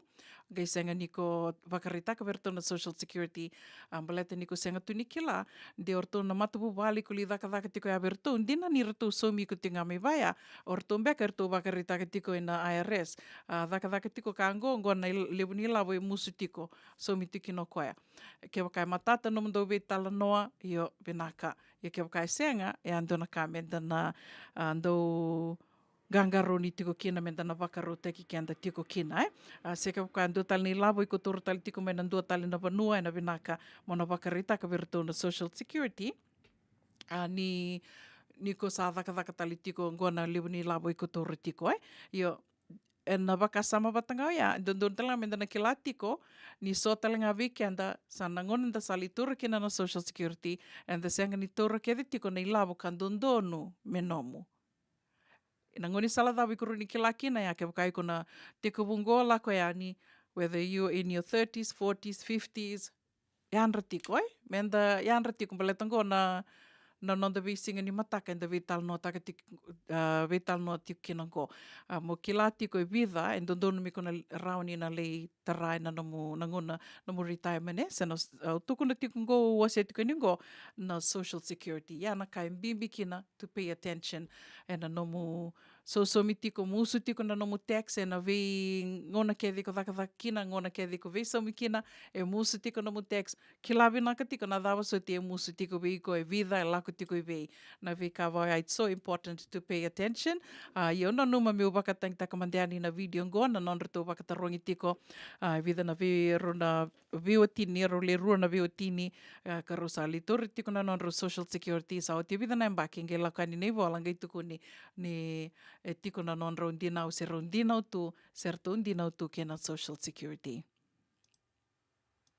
Saying that they're increasing his payments. Then we get this letter saying we owe $51,000. This week on 60 Minutes, we take a look at what happens when Social Security overpays people who receive benefits. They can find out years, and in some cases decades later, that they owe thousands or tens of thousands of dollars. I'm Andy Court, and I'm a producer at 60 Minutes. I'm Annabelle Hanflig, and I'm an associate producer at 60 Minutes. I think Annabelle and I were both really surprised to learn that even when it's Social Security's mistake, it can become your problem, your debt to pay back. And that led us to ask experts in the field, what can people do to reduce the chances of getting an unexpected bill from Social Security? Let's start with retirement benefits. One of the smartest things you can do long before you retire is check the earnings history that Social Security has for you. If you get annual statements from Social Security, you'll find the information right there on your statement. If not, you can go to My Social Security account on the Social Security Administration's website and find your information there. How much you get when you retire is determined by how much you contribute in payroll taxes while you're working. If your record's wrong, that can cause you a lot of problems later on. But it's not enough just to notice a mistake. You have to let Social Security know about it as soon as possible, and you have to bother them until you know they've fixed the error. One of the most important things you can do is make sure you keep records of all your communications with the agency, everything you send and everything you receive. You should keep detailed notes on who you talk to, when you talk to them, what they said, and how you can get in touch with them again. If you're nearing retirement or already retired, there are online tools that can help you figure out how much you should be getting. It determines when... Lawrence Kotlikoff, the Boston University economist who appeared in our story, created a program called Maximize My Social Security. It costs about $39 a year and lets you analyze complex scenarios, like when you and your spouse should claim retirement benefits. Who claims first and when can make a big difference over the long haul. AARP also has a basic Social Security tool that's free. These calculators can be planning tools, but they can also help you figure out if something seems wrong. It's worth it to try doing the math on your own because it can take Social Security years to catch mistakes. The problem in so many of the cases we looked into was not just that the mistake was made. It was that the mistake wasn't caught for 3 or 4 years. And then suddenly someone's being told you owe us $50,000 or $70,000. And that's why if you're receiving Social Security disability benefits and you decide to go back to work, you have to be very careful. After an initial trial work period is over, you can't make more than a set amount per month, and you'll no longer be eligible for disability benefits. That monthly income limit is called Substantial Gainful Activity, or SGA. It's $1,470 per month right now for most people, but it changes every year, so you have to keep looking it up. I think a lot of people figure, whatever Social Security sends me must be right. It's Social Security. They have all my information and they're taking everything into account. But we found that relying on the agency to do everything right can be a mistake. It's a huge mistake. We were told by lawyers that if you can show that you said to Social Security, this doesn't look right, are you sure you're paying me the correct amount? And someone at the agency says it's fine, don't worry about it, then they've given you misinformation. And that, according to the agency's rules, is grounds for you to challenge the overpayment and get it waived. If you work in the public sector, maybe as a teacher or a firefighter, it's important to know whether you're part of what's called a non-covered pension plan. That means instead of paying into the Social Security system, you're paying into a pension plan run by a state or local government. When you retire, you have to tell Social Security about this non-covered pension money you're getting. If you don't, and you're getting Social Security from some other job you had over the years, you may end up with an overpayment problem. The same is true if you are receiving both Social Security disability benefits and workers' comp. You've got to tell Social Security about the workers' comp. If you don't, you could end up owing Social Security a lot of money. And we still haven't talked about one of the largest sources of overpayments, the Supplemental Security Income Program, SSI, which is for people with low incomes who are elderly or disabled. The rules for SSI are particularly complicated. If you're homeless and you sleep on a friend's couch, for example, you're supposed to declare the value of that couch. And because the eligibility guidelines haven't been updated for inflation in a very long time, if your individual assets go above $2,000, you're suddenly not eligible for benefits. It's important for people to know that if your income is low enough to qualify for a full subsidy of your Medicare Part D premiums, then you also qualify for a $10 a month repayment program if you ever have an overpayment problem. That means Social Security won't charge you more than $10 a month for your overpayment, but you have to contact Social Security and ask them for it. If you just ignore the overpayment notice, the agency might stop your checks entirely. We said in our story that it's hard for people with overpayment problems to find lawyers to represent them, and that's true. But people who are on SSI often have incomes that would qualify them for legal aid lawyers, some of whom will take on overpayment cases. Also, people who are disabled qualify for free legal help from federally financed protection and advocacy programs throughout the country. It's worth noting that just as some people are overpaid, some people are underpaid. In that case, Social Security is supposed to notify you and pay you the money you're owed. But your chances of getting that money are greater if you're paying attention and are able to figure out that you should be receiving more. You can find more information not just on the Social Security Administration's website, but also through the website of the National Organization of Social Security Claimant Representatives, an organization for attorneys who handle Social Security cases. User-friendly, affordable tool. Professor Lawrence Kotlikoff and personal finance author Terry Savage have also written a book called Social Security Horror Stories, which contains a lot more information about how the system works and how it could be improved. So one final takeaway from all of this is when it comes to Social Security, don't take anything for granted. Keep an eye on what's going on, because you do not want to someday receive a big bill in the mail.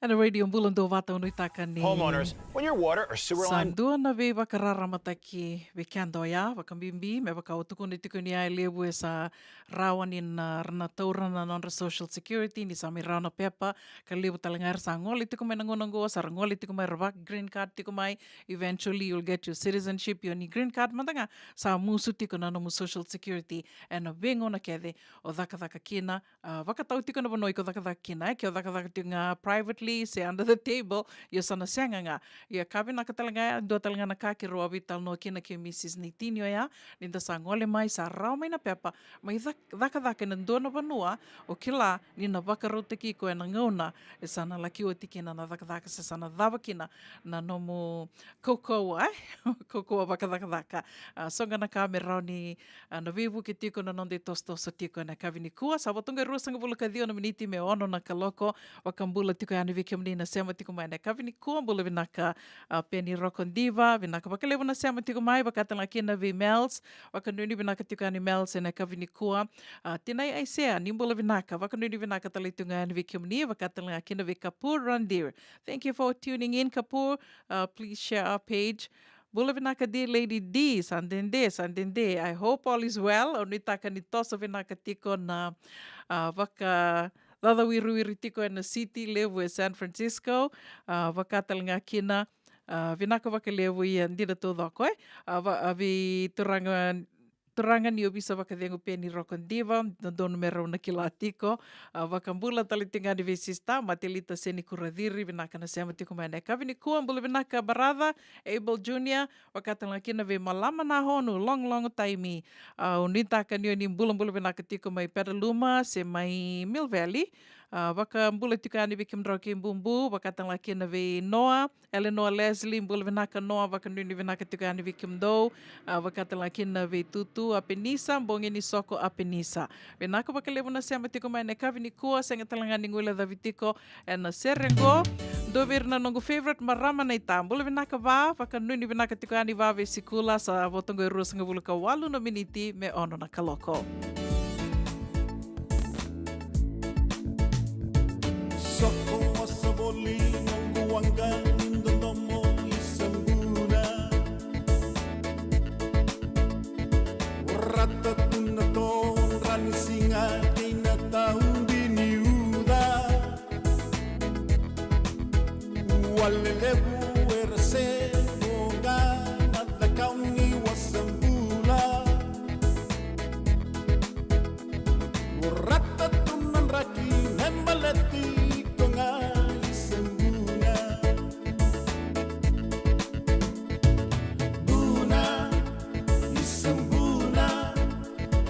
Wanga nindo tomo isempuna Singa kay nabongi Banggarai ko singa na wakasuka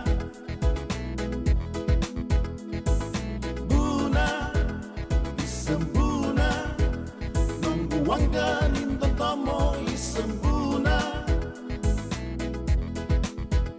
Banggarai ko boli wana mai tau kena bakandua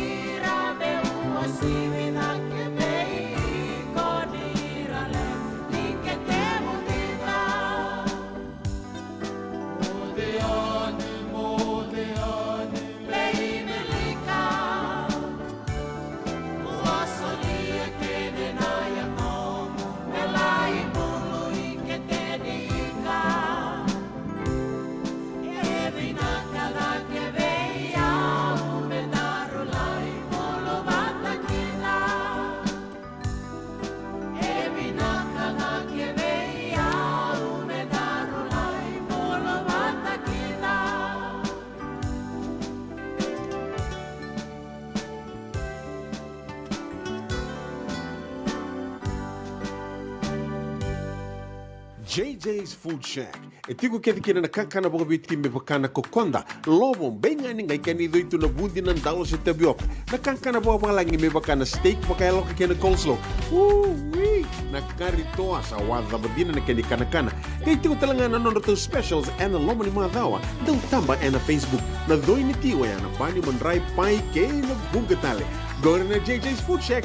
View Valley mo Billy Jean Street, Santa Rosa, California. Karo talagang rato dili mo yang may Santa Rosa, may hato saray ni Kinavato. Girit-rito sana Kinavitu, Saiba Vitu, Tolo Dio Tolo, Duntua, Limon. JJ's Food Shack, Santa Rosa, California. Na dhawi kalawa kay Mrs. Titilea na itingi.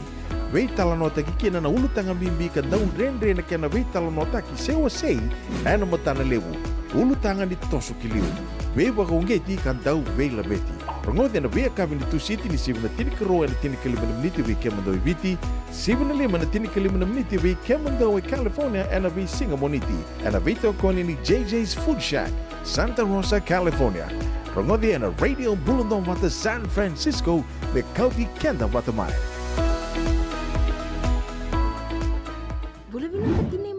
Sawa kuskusibe. Isa ni bula binaka. O se vivi mandoko kina maulimat. Ele taka kina endona nito pakataka kana lelai. Yo leu kutaka pakatotolo. Ni bernir to yave ani na bulangi. Oi, o dia bakasanga. Erto bakasanga telanga orato. Sarara saranga. Go enta so mga nakakana. Esen kita so manakena bakanya takina olo. Oi, okay. Nagsaraman da kilatiko. Maulimat, Valley Marulima Montgomery Drive, Suite 2 and 3, Santa Rosa, California.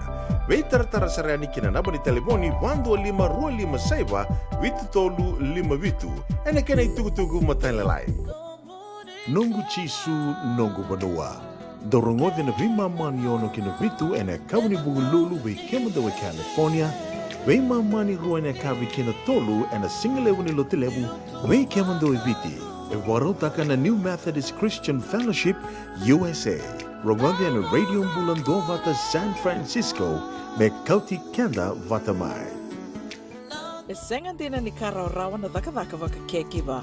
Ia endona kainda wipu ke kawaka mamanta taka tuna bengaravi. O ia ke tuna kenda toka kana. Na ika, na dalo, na bisikete, na reo bata, na sunbells e tinimbulu makau. We kenda tona senga tiko ni driver, se senga ni waka motoka, kanda u drena na tutu beto seaki. Erto satu waka rao na Divine Pacific Food Mart, mai Sacramento, merto talaveani na nung ni voliboli. Rawa sara. We tartarngayani na telefoni diwan 21 toluwa diwa ono saivarua. Merto bakarotaka katalada mai na nung ni voliboli ena kena ngona totolo tua. Divine Pacific Food Mart, Viturua Viwawalu Franklin Boulevard, Sacramento, California. Namba di telefoni diwan 21 toluwa diwa ono saivarua.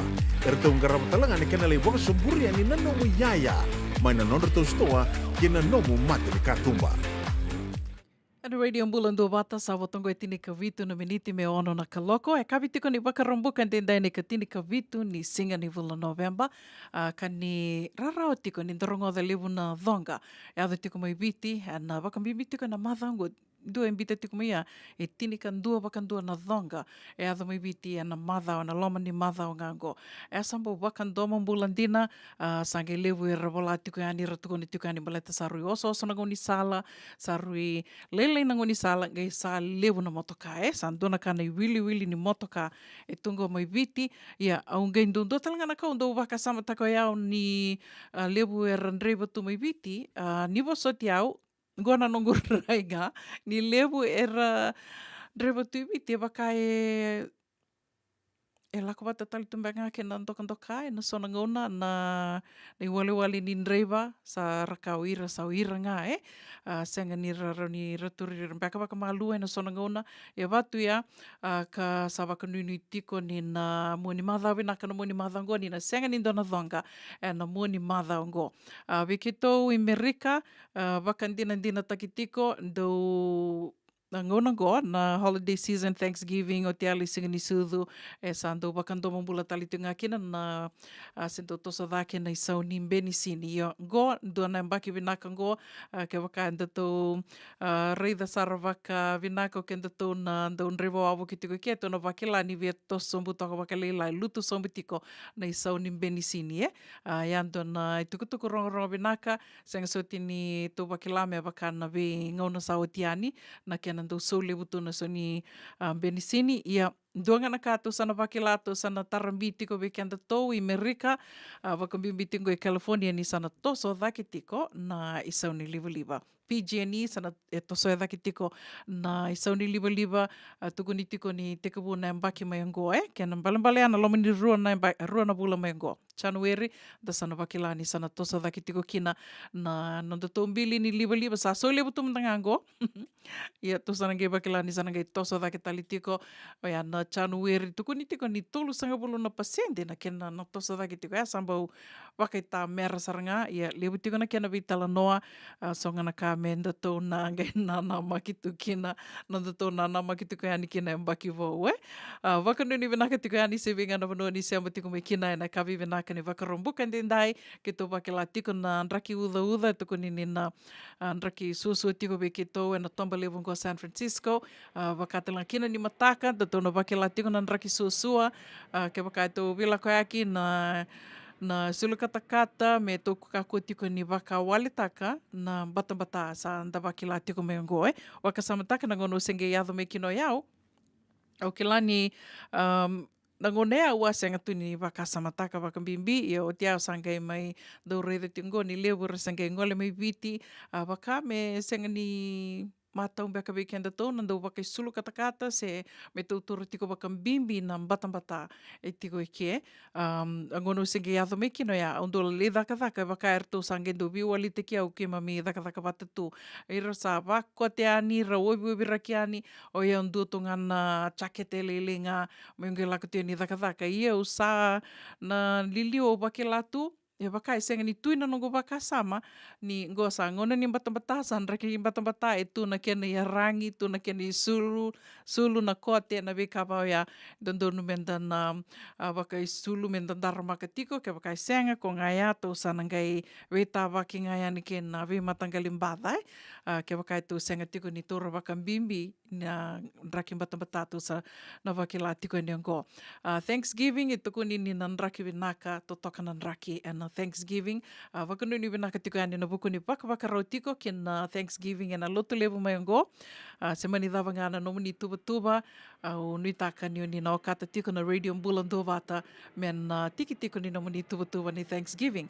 Wakatelanga kina na we porokaramu ke sara endo mai rongodi tiko ani na nonde wasi ni ngono vata na we kawi ni moni tiki na wakarambuka mai na tolu ke na vitu ke wakao ni dhalata ni ngaindo sikoba ani na nento YouTube channel. Subscribe ke na Radio Bulan Dovata YouTube tu ke de kina na programa ke de sara na vital no ke de sara endo mai wakai doritiko and na nonde wasi ni ngono vata na we kavi ni moniti ke na wakarambuka. Radio Bulan Dovata San Francisco me kau tikanda vata tiko mai na sera kataravango au na via wakambula tiko ani kina ve na wanga egi joy mbula vena kamaramatau sandinde ko ni ali mai e taka ni o ni mbula vinaka tiko, wakatanga kena vi obi wase langi, wakanuni vinaka tiko ane vi kimundo mai Sacramento, ena singa ena kavini kua, wakambula talitungani vi Emma Rangili, mbula vinaka mai nrua na muka madhuata. Isa, mbula vinaka.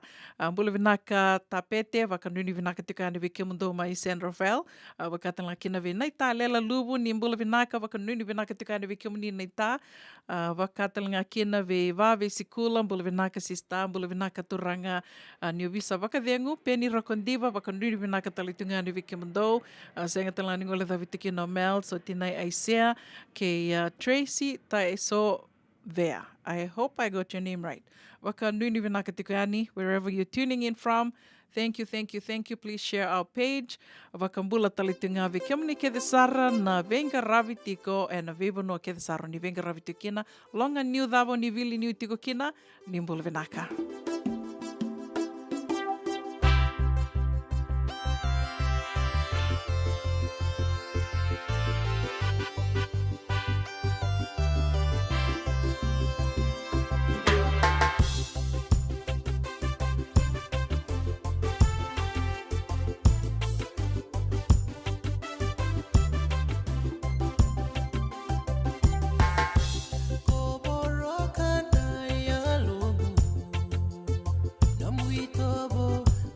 Sibe yau ko abakananda kuya nabuvale mamarau takivuni nungaru sota kamutalebu sakumbamba sinaturanga niwa bulina siva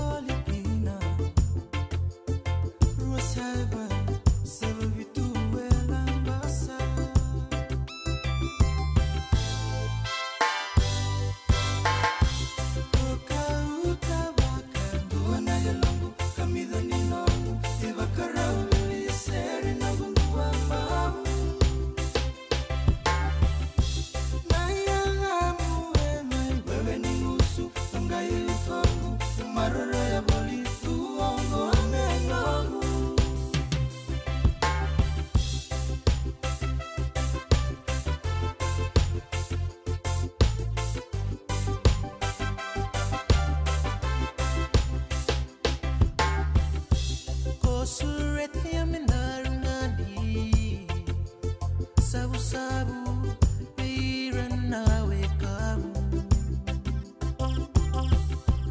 unia sawa na banua amai mai mate vandina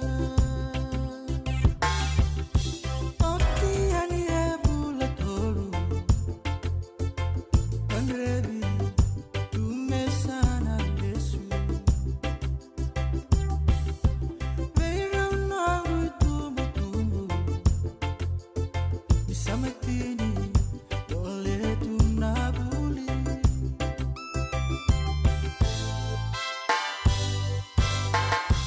Toka utabaka Nduwana yalangu kamidha ninongu Ibakarauli seri nangu nuambabu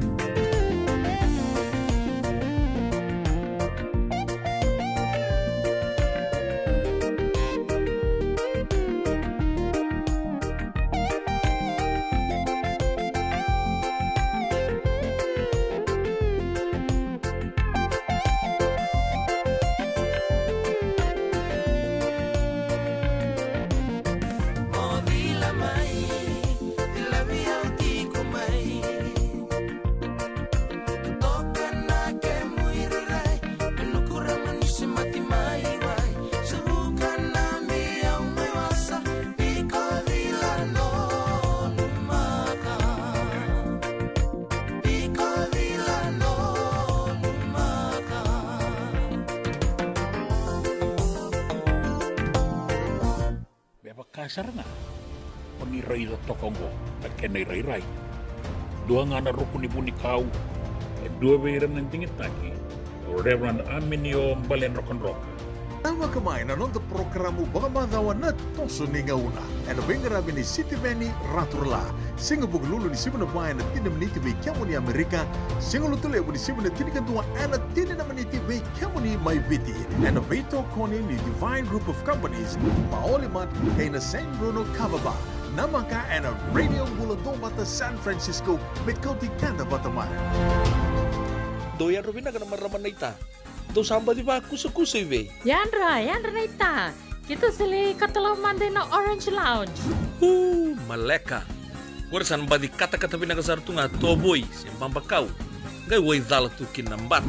Koe serengan kori. Sono ngono santa pinakat serengan na kenta kakana. Di na to zoko. Kaya kita sana berata ini bagai singelebu, kita sana gali bagai kabi ngaya ni kena. Na Orange Lounge, katalau bagai singelebu se bagai kabi, baru tegi tu bagai manggo sanggai to toka na buno ni kana. Mai na menda tu identity, kena bagai singelebu se bagai kabi me bakana bagai sekera. Na sui, ika tamu teke roro bagai lolo kena vida tale. Gira ramo kila na menu ni singoya. Na Orange Lounge, tolo-tolong dua Orange Street, Santa Rosa. En dua tala na tamani vingarabi ni Divine Group of Companies. Dola mena wala kaloka na mataka, kina wala kaloka anambongi moniti kina singatambo. Na Orange Lounge, tolo-tolo dua Orange Street, Santa Rosa. Yavalata, dionangai velata en Radio Bulan Dua Vata. Weitalono te kina na bika membaleta na nondong bula. Mai wei ira na kena dau mai na tambana ni bula so. Nasi na puni wai. Promoven na bana kaloka na Via Cabinet City and a veto koni ni Lincoln Heritage Life Insurance. Na kambani ni Life Insurance kanga niti kanda na kaibiti Amerika. Hey, do ba ka tolo tiko? Do saya lo pala mo din na. Sa permandangan to buli-buli, gaya o tali to ni stoa. Tolako. Sini niya na stoa, wala ka tungang o malimat. May binakan ni satu kits ngaki na nakatungan reba, may paleta na nato to ilalako. May binakasar nga. Boleh roti kari bateni kina. Datu birto na bisi nga nakari mateni, said means kaya na sausage roll. Gaya rito makuntal nga nabukas sagay mo na bisi. Karatal mo na address? 4525 Montgomery Drive, Suite 2, Santa Rosa. Do ba ka raw chubeka kina do na ni matubale, sinong do boli-boli nga ba ka matawa. Wala to mata kina mauli mata. Esa tu kede kina na yaya ni kakana. Yaya ni ti kina bikala lai tale so, kanda un rendre na kunea. Tu raw talang ni kota nom ni boli-boli ke ba ni ti ko man na Marin se Sonoma County, kan rendre nom ni vila baki, vitar tarani kina napa ni taliboni, 125 saiba. Vitu tolu 5 vitu na kena itu puku matai lalai.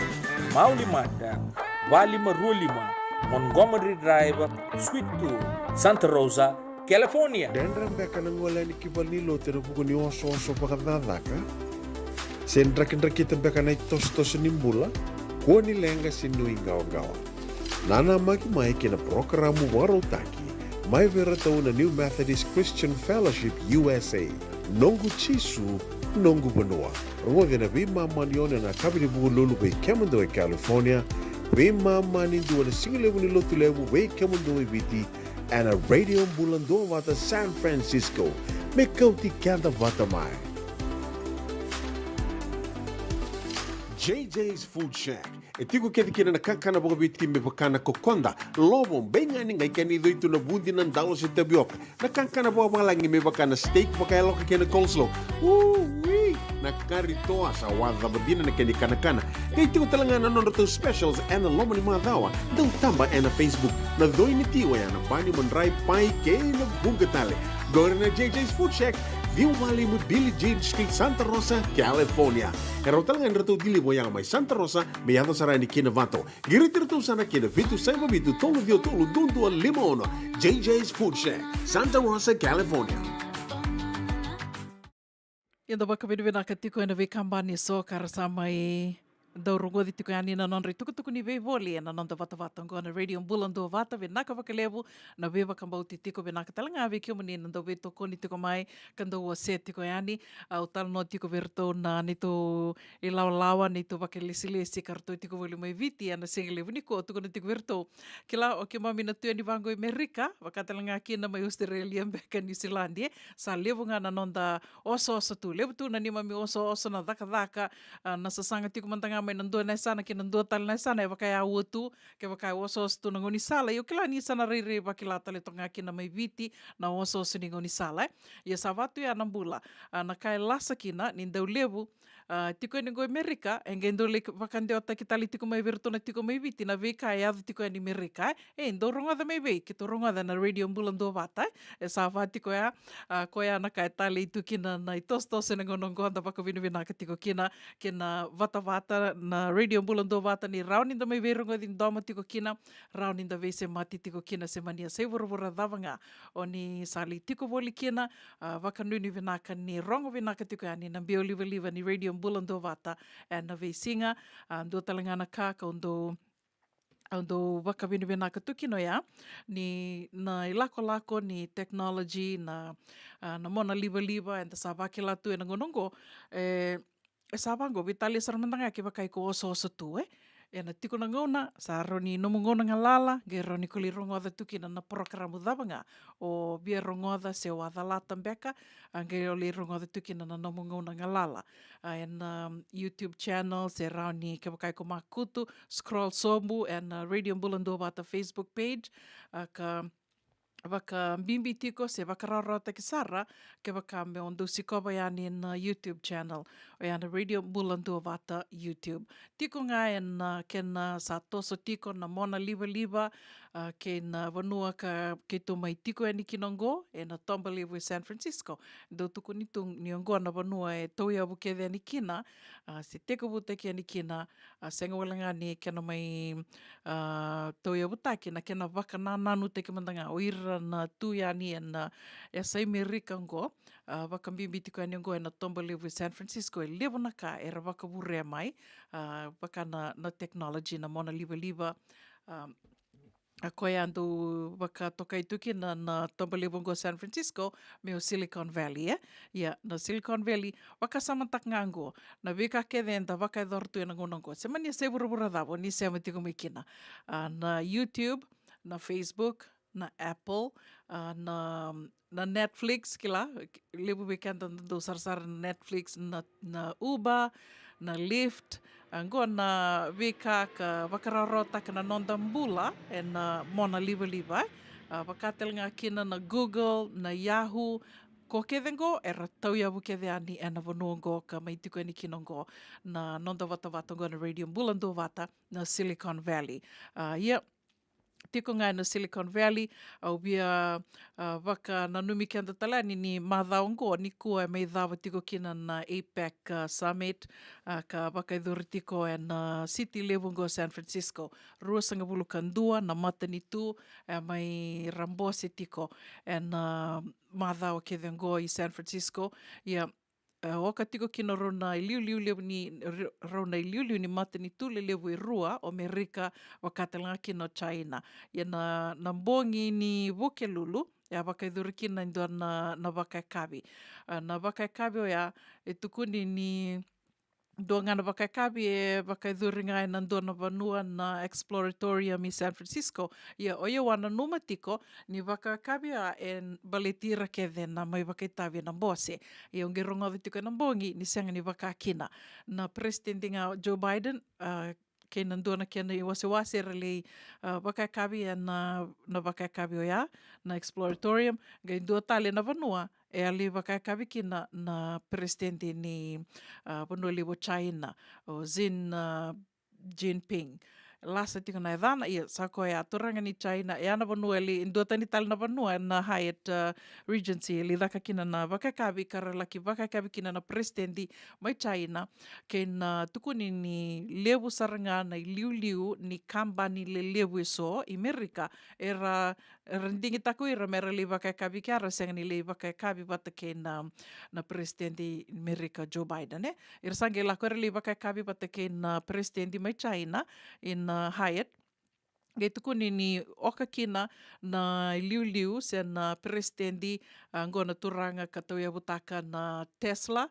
Wikim ni na sakila tiko na Tesla o yana motoka liva tauia butaka Elon Musk. O koe ya ngono go sa nona talitunga na Twitter na kambani ronga levo na Twitter ngona wakamero wa toya bu watamai ke na Facebook na Twitter ia talenga na kambani ka sa nona tiko na turanga go Elon Musk ngai tukuni ngono ko endo beira kanding taka me leva ka kabi wata ke na turanga go na presidente me China o katalenga ke na o Tim Cook na liu ni Apple na kambani na Apple ke na be kambani lele butale so ronga na ya vea ko turarawa Itu kun indua na tiki te mera soma, mera ndambe wata, e na teveli wata ke na turanga sen na presidente ni China e vasanga bulu na undolu na $1, dua na tiki te. Waka samataka mandea $40,000, mo soma me ranikuli ndambe nga mo waka kabi wata ke na presidente mai China.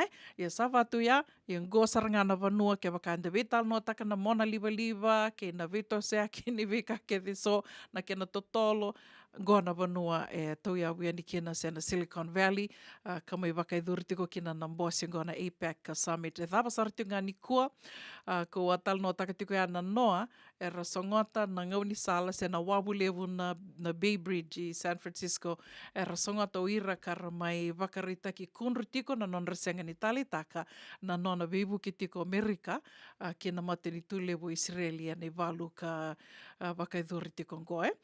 Ia, erantavo saranga o tal no takatiko virto me valniku erantavo saranga ingoni sala lo mandonu ni wabu wakasamataka na wabu go na Bay Bridge e rini ke waka indina na nongu wakasamataka tingo e 5 se ono beka na lane vivi mai indua na direction me vatiko ya ia ko ia erantavo saranga ingoni sala na nonra sa songota na vito seki ni motoka wakasamataka na vitu na kaloko, oti toka wakalili na vitu, e na mataka na noa, gai na vitu na kaloko ya, wakasamataka na nguna saranga, e vidhidhia kitu kina na, kila na tamata vitu sea kitu na li dhaka. Arto era songota uira kara mai wakarita ki kunrutiko ya, au gai rongodanga ni tukuritiko artu lewe e tolu na motoka, karto dhidhi waka tiko mai na kila ni ndo dhaka na transplant i Valnimbula, me ndua mbeka e mate me ndua na Valnimbula, gai dhidhi waka mai roni kila na organ transplant, na organ ea sen ngadha roni ndua mbeka na uto, sen ndua na ngadha dhava, na yati vuso mbeka e dhidhi waki tiko mai, me mai wakambula ki na ndua i na city level San Francisco, koe ar tolu waka ndua na lori, se tolu na motokaka usana tiko mai na organs, vera na organ donor, me mai rawakambula ki na Sona City, e ramai dhengutu, se ramai tau o talitunga, e na vuku ni waka na nonra wakarita ki kunrutiko e na noa. Au kerea ki kai ronindua e tukuna mandavi dhina e dhanango kasepa, ke rani dhengu toka mandani wakali lai kere e kuni mai wali taki tukuna nondo tōtanga ni vea ba. Ia. E vātiko e ana ngona Silicon Valley na veka e soa e adhu tiko e ani ana Silicon Valley sen na wano tomba levo ngo o San Francisco. Sa mai sivatonga na ono e na tini nominiti e na Radio Mbulando vata San Francisco. Waka nuni vinaka tiko e ani vika mnike de sarna sewa tiko mai e na kawini kua. Waka mbula tiko waka nuni vinaka talitunga vika mni na waka rau tiko ngori ki na wuli ndo na wuli vinaka sa tosa vinaka sara tiko ngo na wuli dhaka. Na dhaka dhava na caregiving na non-ra wuli me rawaka certificate me maleta tiko na Vengaravi e na vanua levo ngo Amerika. Ka sa mai waka e dhora tiko tau ia wataka tiko na wuli ngo o Nick Leoni Langi waka nuni vinaka tiko e anu vika mandou mai Sacramento. Vinaka waka levo ko sureti ke mani, sa waka reitaka tiko mai ngo Nick, moniti ke ronanga bebe tal noa me tamai rongo i tala noa e na vuku ni kena sa toso tiko na wuli, na veka e rawulida, ke rawa ni na beba ko ngeti tali tinga e ani, veke mani na se loma rua tiko. Ni sa adha mai Amerika, tiko mbeka na waka sama loma rua tiko me ule wuli mbeka si seangai. Ngo e ndo na ngono vinaka ko sureti ke mani moninge na nama ki tiko mai, vinaka waka levo Nick na waka ngalala te ke mani mai ndoranga bebe tal noa na sika moniti, Wewa kambula talitungani veseni langa kalimbiu, nimbula vinaka na sema tikumai na kavini kua, ema rangili, nimbula vinaka bakalevu na sema tikumai wakatala kina ve matilita seni kuradiri, mbula vinaka ta pete na itini wakanuni vinaka tikani vikamdo, mbula vinaka semi kasaibuna, vinaka bakalevu na sema tikumai na kavini kua, wakanuni vinaka tikuyani se venga na vanoni sema tikumai kina, ndati rongoda manda na itala no ni siviara, me nomuni ke tiko na kavini kua ni sa sivitonga na ono, ena tini karona miniti. Isa koiau, nalengu seni kau e alieke. Andiva merongoda, beuvole kaeru kumuni. Isa naita, anoa ni rongoda, anoita kamenda luna lumande. Wale imba unanumia utiko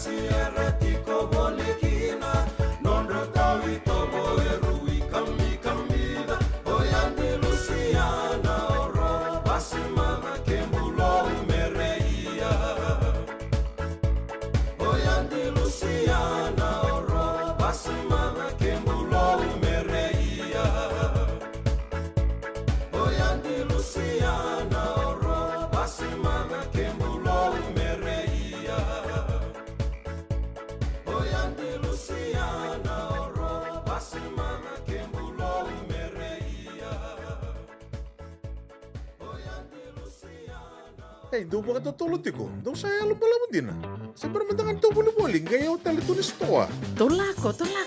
Sini niya ako na sto, wala ka tungang ko maulimat. May binaka ni sa tukit sa nga kina nagkatungan reba, may paleta na nato ito'y lalako. May binakasar nga. Wala muli roti karibante ni kina. Daw to birito na bisi nga nagkarimate ni sa means kaya na sausage roll.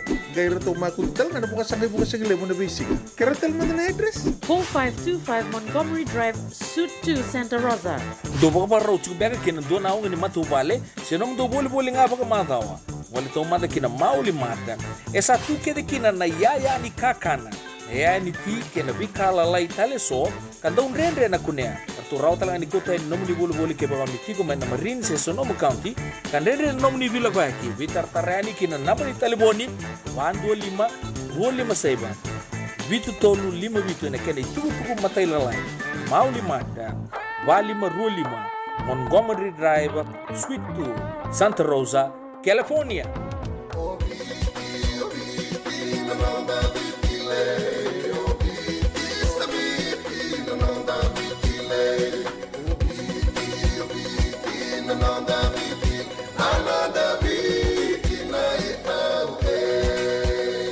Na nonda viti ke ngasini buli paulange reki rongodi ena 5 na kaloko ena kabini lotu leo ve kemudo e Amerika tini karona kaloko ena singa lebu ni baka romboka ve kemudo mai viti ena radio mbula tua vata San Francisco me kauti kenda vatama JJ's Food Shack. E tiku kete kina na kakana boka biti me bakana kokonda. Lobo benga ni ngai kani do itu na bundi nan dalo se tabioka. Na kakana boka malangi me bakana steak baka loka kena coleslaw. Wee! Na kari toa sa wadha badina na kani kana. Kay tiku talanga na nondo specials and the lomo ni madawa. Dau tamba na Facebook. Na doi ni tiwa ya na bani mandrai pai ke na bungatale. Gore na JJ's Food Shack. Viu Valley mo Billie Jean Street, Santa Rosa, California. Karo talangan rito dili mo yang may Santa Rosa, may yato sarani kinavato. Girit-rito sana kinavitu sa mabitu tolo vio tolo dundu al limono. JJ's Food Shack, Santa Rosa, California. Eva kasar na. Oni rai do tokongo, na kenai rai. Dua ngana rukuni buni kau, dua beiran ng tingit taki. Reverend Aminio Balen Rock and Rock. Tama kamay na nung programo baka madawa na toso ni ngauna. Ano bengarabi ni City Veni Raturla. Singa buglulu ni Simona Bayan na tinamniti may kiamo ni Amerika. Singa lutulebo ni Simona tinikantua na tinanamaniti may kiamo ni Maiviti. Ano Vito Koni ni Divine Group of Companies. Maolimat kay na San Bruno Cavaba. Namaka and a Radio Buladong Bata San Francisco met Kauti Kanda Bataman. Senga dina ni Kara rawan na daka waka kekiva. Ia endona kainda wipu ke kawaka mama tataka tuna bengarabi. Oya ke tuna kenda to kakana. Leika na dalo na bisikete na reo bata na sunbells e tinimbulu makau. We kenda to na senga tikunin driver se senga ni waka motoka kanda Rendre na tutu beto seaki. Erto satu wakarao na Divine Pacific Food Mart mai Sacramento. Merto talaveani na nung ni boli-boli. Rawa sara. We tartarngayani na taliboni diwa dua ono toluva diwa ono saibarua. Merto wakarotaka katalada mai na nung ni boli-boli. Ena kenangona totolo tua. Divine Pacific Food Mart. Viturua Viwawalu Franklin Boulevard, Sacramento, California. Namba di telefoni Viwan21 Toluva Viwa ono Saivarua. Ertong garabatalangan ni kanalay waka suburian ni nanomu yaya. May nanonro to stoa kinanomu mati ni katumba.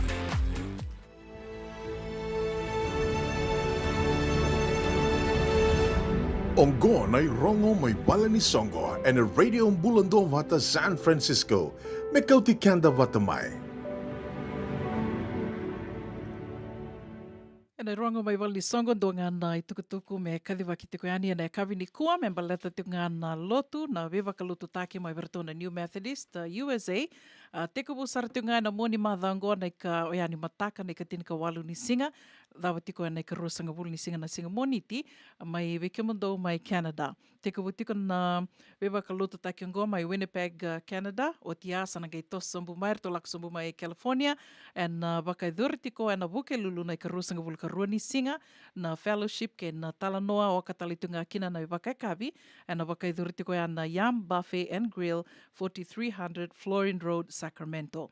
O tio ia sananga me dhaba saratiko ena moni madha mai ongo o tina Thanksgiving wakai dhurtiko ena ikarusanga wulu ka wani singa wakarumbuka na ikarusanga wulu ka wani singa ke na wakarawai na ikarua sanga wulu ka 5 ni singa ni wulango wula November na beba ka lutu take na mai dhaba tiko kina ena Embassy Suite Hotel Conference Room. Yanandua, Saivandua, McKinnis Parkway, San Rafael. Na tukutuko ya membaleta tiko na beba ka lutu take mai verto na United Methodist USA. Kani tukutuko matela lai membaleta na beba ka lutu take ngora ni ninge betar tareani ke senior pastor Simeon Mbale na telefoni 225 822 305 seu senior pastor Savenada Tubanga e na vitu saiva vitu 5 diwa saiva 5 se mani davanga na no mundo i tuba me baleta tiko na no mundo sasanga ni wako tamai e ndona ngoni sala roni na vivu ki tuka ni kina na radio mbulando bate na kena mai kadhiwa ki wali tiko yani e na vea kavi ni moni tike na wakarombuka nonde wasininga na ni rongo mai balani songo ni wako tanga mai ki na messenger e na radio mbulando bata rautelangani ni wako tamai ki na messenger ve una buninda kua pedeli na novo se tali mata kimbau na vei tukutuku iso me na mai kadhiwa ki tuka yani se mani asai burubura dabo ni tiko kina se mani daba nga ando sasanga takatiko na nomonto sasanga na soli na lotu vakobata se na woli takimbaka na kumuni labo ni dabo ndo sangatiko do bako tamai roni na tuba karau na radio bulan do bata me na mai kadhiwa katiko yani na nomonto sasanga ki vura tau doko do tuko nga ando nungu tatali we kadhiwa ka yani me rongo do vura tau doko ya e roni na mai kadhiwa katiko yani kina na radio bulan do bata San Francisco. So sivitongo na ono e na rua sanga bulu ka walu na miniti.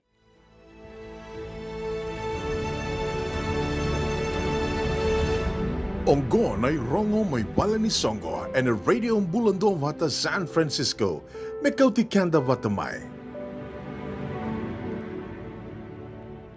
Sawai mamandonu na ono tamani tiko na nonda wakarongo sere na kavi ni kua una via wakambula tiko yani vikamuni ke sara na sema tiko mai vikamuni na sengai sema tiko mai na yaua vinakangoa yaua ni oti tiko ni nonda yaua ni vi semati tiko na kavi ni wakarombuka ndendai na katini ka vitu ni singa ni vula November au ni taka ni bula vinaka tiko ni taka ni tosa vinaka tiko na kena ngaravi tiko ni tavi sema ni tavi davanga da matan renri tiko ndona kambimbi o ya matan renri tiko positive tiko do tuko na nga o wakasama takatingo na dal Scorpion King veke menina do sema tiko ve Scorpion King se ni se verni redi ko vakandu se ni madal sandende o se tiko ni se redi talendo no video do tuko na tinga ko na positive mindset ko ya na roni na vivu ke sartu vakalevu na nonda itostos tiko and veisinga se mani vakadava na rakin rakita ni mbula and lako duruma tu au ni taka ni au kila ni ke wakamenda positive tiko e senga na lenga na tosa vinaka keve na veka keve wakambula tukani na sera kataravango ve na taina rangatu bula vinaka wakandu ni vinaka tiko yani na kavi ni kua wakatelanga kina ve laisani kenrambuka bula vinaka sani wakandu ni vinaka talitunga yani vi kimroma pedaluma wakatelanga kina ve nika leo ni langi ke kemuni keve sara na wakawakaro tiko ngor na kana teko vuna vuli na vitu na kaloka na kavi ni kua mai Sacramento sa dua na kala vinaka ni sa tore tiko ngori na vuli ka me baleta tiko na daka va caregiving wakatelanga kina ve Tomasi ndambe na ise nimbula vinaka wakalevu na sema tiko mai na kavi ni kua wakatelanga kina ve mareda lalanga ve simbula vinaka maramatau wakadava tunan raki mai Ozi ni taka ni ondo bula vinaka tiko mai Sanangori wakatelanga kina ve Ratu Vini Prakash bula vinaka Ratu Vini kere sere tiko koe me na numi tikina o 57 nia Maram ke Namosi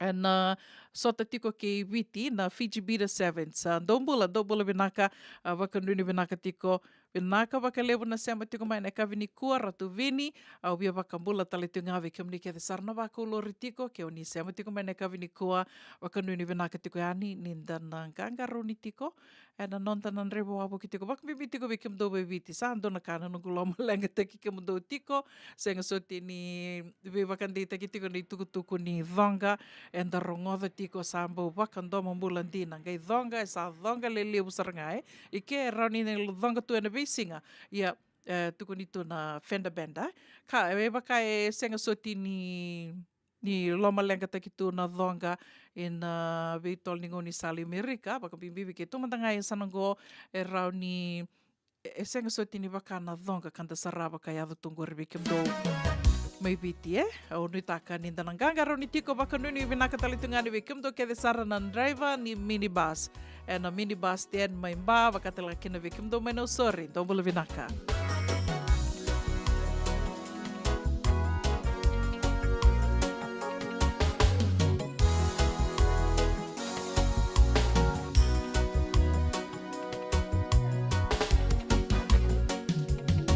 Indo kunne dunne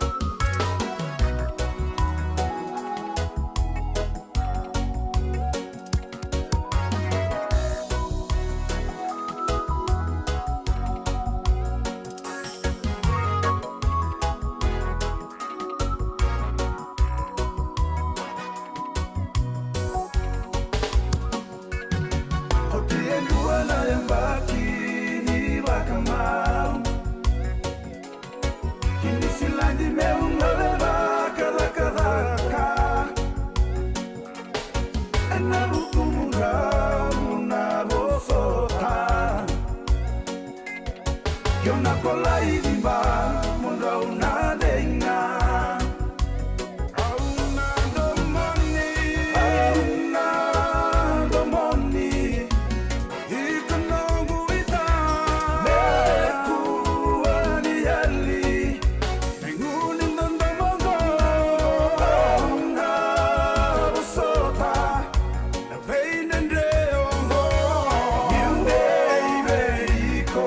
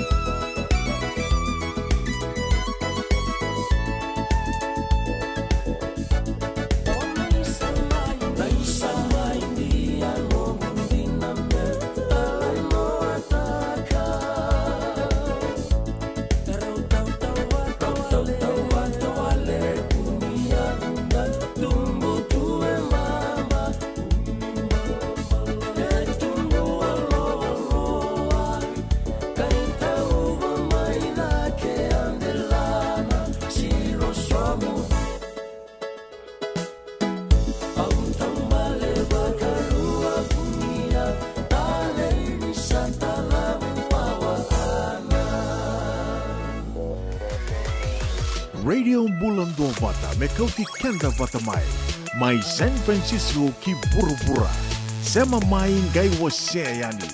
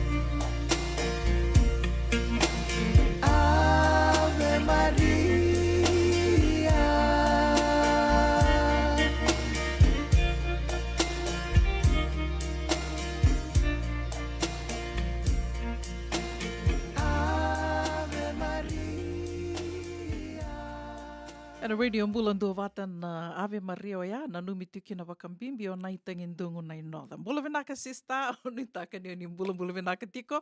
Andong bula vinaka tiko wakambimbi tiko vike mandou na tiko ngori and Billie Jean Street. O wakanui ni vinaka tiko ane vike mandou and moni madhaongo. O wakasama takatingo mai viti singa vakonaki wakanui ni vinaka tiko ane rerei totoka tuna nraki ana singa levu ni kua. Ando singa tiko ni kana sasalumbeka.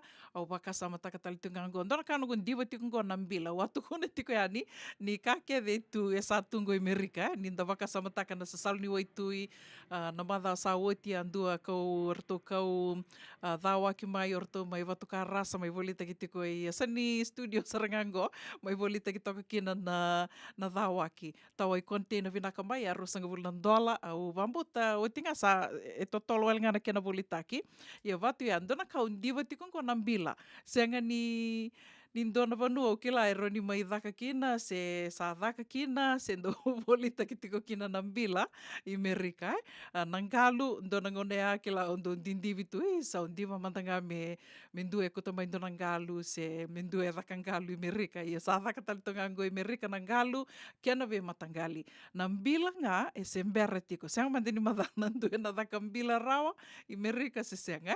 O waka sabataka na vida na mbaki sa oti, ndo nangonea usuka na dhaka may navaliwale si na Waimanu Road suka na dhaka sa tombali sombu meuli vondombasi vondombasi ni kila ni dando tombali sombu maya menda sala ko ani vango ya sani market ya se vida sarna mbaki saoti se randa undambe vango imbatini ngoni sala na voli taki menda do tombali ani vaya me na maliwa ni market lebu ke na basten rando ya tuni toka ni kia orto na maramani tamai nela orto do voli takimbila toka kia waka sa taka tingo na nungu sala ko mai mo sa voli bila kila ni do long bus ride i vale do malaka menta kana bila tu ndangai sar tu yani dalaku tu yani vale koya o sala ko mai san do ngana pano do mai volim bila tu kinorto na maramanita ni nailar to do voli takim bila to kaya sana ya o tia sala ko mo satu daki tu sarida saruara ko to na dorbo ko tu daki tu bango vital noti ko batkirto no mo sarangau ya onde livolim bila na tur na dorbo fatur se leka tunga do tu na singeleti sangai la kungura ko ali babu vital noti ko batkirto na maramani nela to na maramanita sa urongoda nga ni sarto ia morto nada be ko binakata sa tu na ko sianga nambilang go sava kasi sila sarangana kena irirai esa senga sarani baka burre na ire nimbila do boli takatiko orto ia saranga uruni nungu reto ni au kila na norto sa kata teki ko sa gitu rango sa ando beka nango nambala buno na mi vaso sa te kirto tiko go orto sange tu ko nabe ko la ko lim sarva ko tole riri danga na kemu rai na bilang go senga ni Canada nga na kemu rai Esa nambila ni Neila the best bila kero ni ngendo e kuto to komendo nambila kitu to ngango bola ko nga na kel ni wanga buka na San Francisco International Airport ke baka ndo ba kong geti ko to mendo nambila tungge mai sota roni to mi vital no serania na radio bulan do vata sa botong ko tini kando na miniti me vitu na kaloko ni bula vinaka na singai sema bo mai kina no de wasini ngono vata na kavini kuwa Vitu na kalauka sana mai dhawa tiko kina na nonda programa na kavini kua tomani tali tiko na nonda wakaronga sere sa votonga ngoi vida na sere me na laki dhawa tiko kina na nonda iwa siningo na vata na kavini kua na sere ngo ono be wakambula tiki na vikim ni kia sana turanga na nungu marama tuvu mai na sana wakaturanga ra wakatal nga kina vikim do na sema tiko mai na kavini kua bula vinaka ta pete na itini bula vinaka sista na itangindungu wakatal nga kina vi marama na ita Mari da pita na teina bula binaka le sani ken rambuka bula sani bula nik vakanuni binaka tikani bikim dona babaro tingori na buku ni buli ni caregiving mai Sacramento totoka tiko na toso vakatala kina vi tomasi dambe naise ni bula binaka ndom bula binaka me Australia mare da lalanga vesi ve vakambula talitunga yani bikim do ke desara na sema tiko ngori mai Griffith Oni taka dito sa venaka tiko na venga ravi, wakambibi tiko kina matabu vale ne talatala moape singa ni sudu.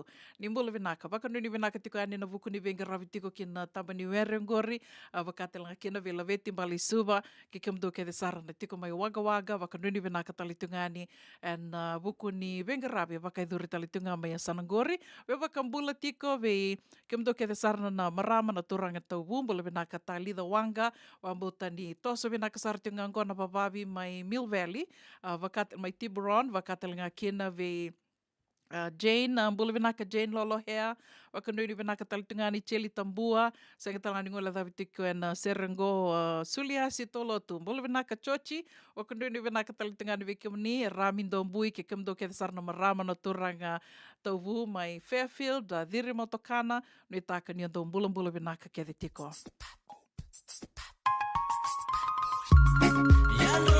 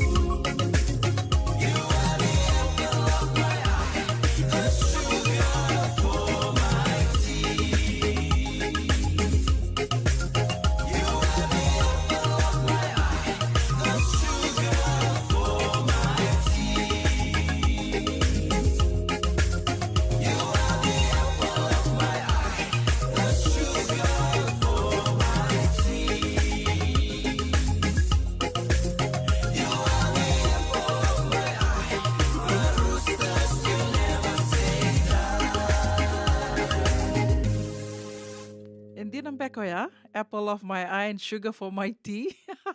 Sayaw Hernando Bulisere.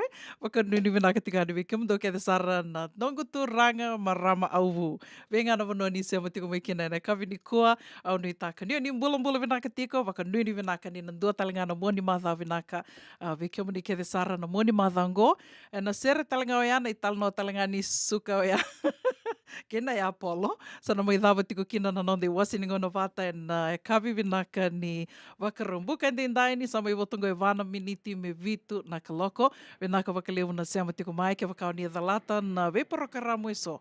Senga na lenga ninga sema tiko ngayani kina nonde YouTube channel o yana Radio Mbulando vata YouTube. Ninguém do rongoda talitukina na veka soni ve rongoda na programa na vetala noa se dava ngando bakatangi talitukani na Radio Mbulando vata do mbiu ke ditiko na YouTube channel ni subscribe kina na vevo ke talitunga na ken mai tostiko na venga ravi na ve singa au sana mai dava tiko Kevin na ka vakalevu na veto mani tiko mai na kavini kua ve kemni ke sara na sema mai na kavini kua se mani vidangana miniti, vidana yaua, sendona yaua, ni asema tiku mekina na Radio Mbulando vata ne kavini ko. Sana mai dhaba tiku ike, no manito kaningo una bonita kua.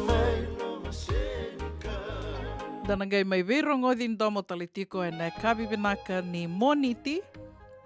Me dhava nangono ya, maroi tiku nambula, waka nuni binaka tiku yani, ni te waka dengo tokamanda.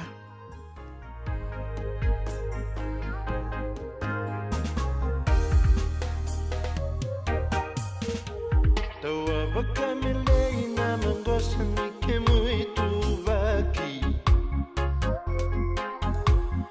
Niko diri no wakabunga no muana usarabi Ngimiana nando ndama Elogu sama ibesuki na lamani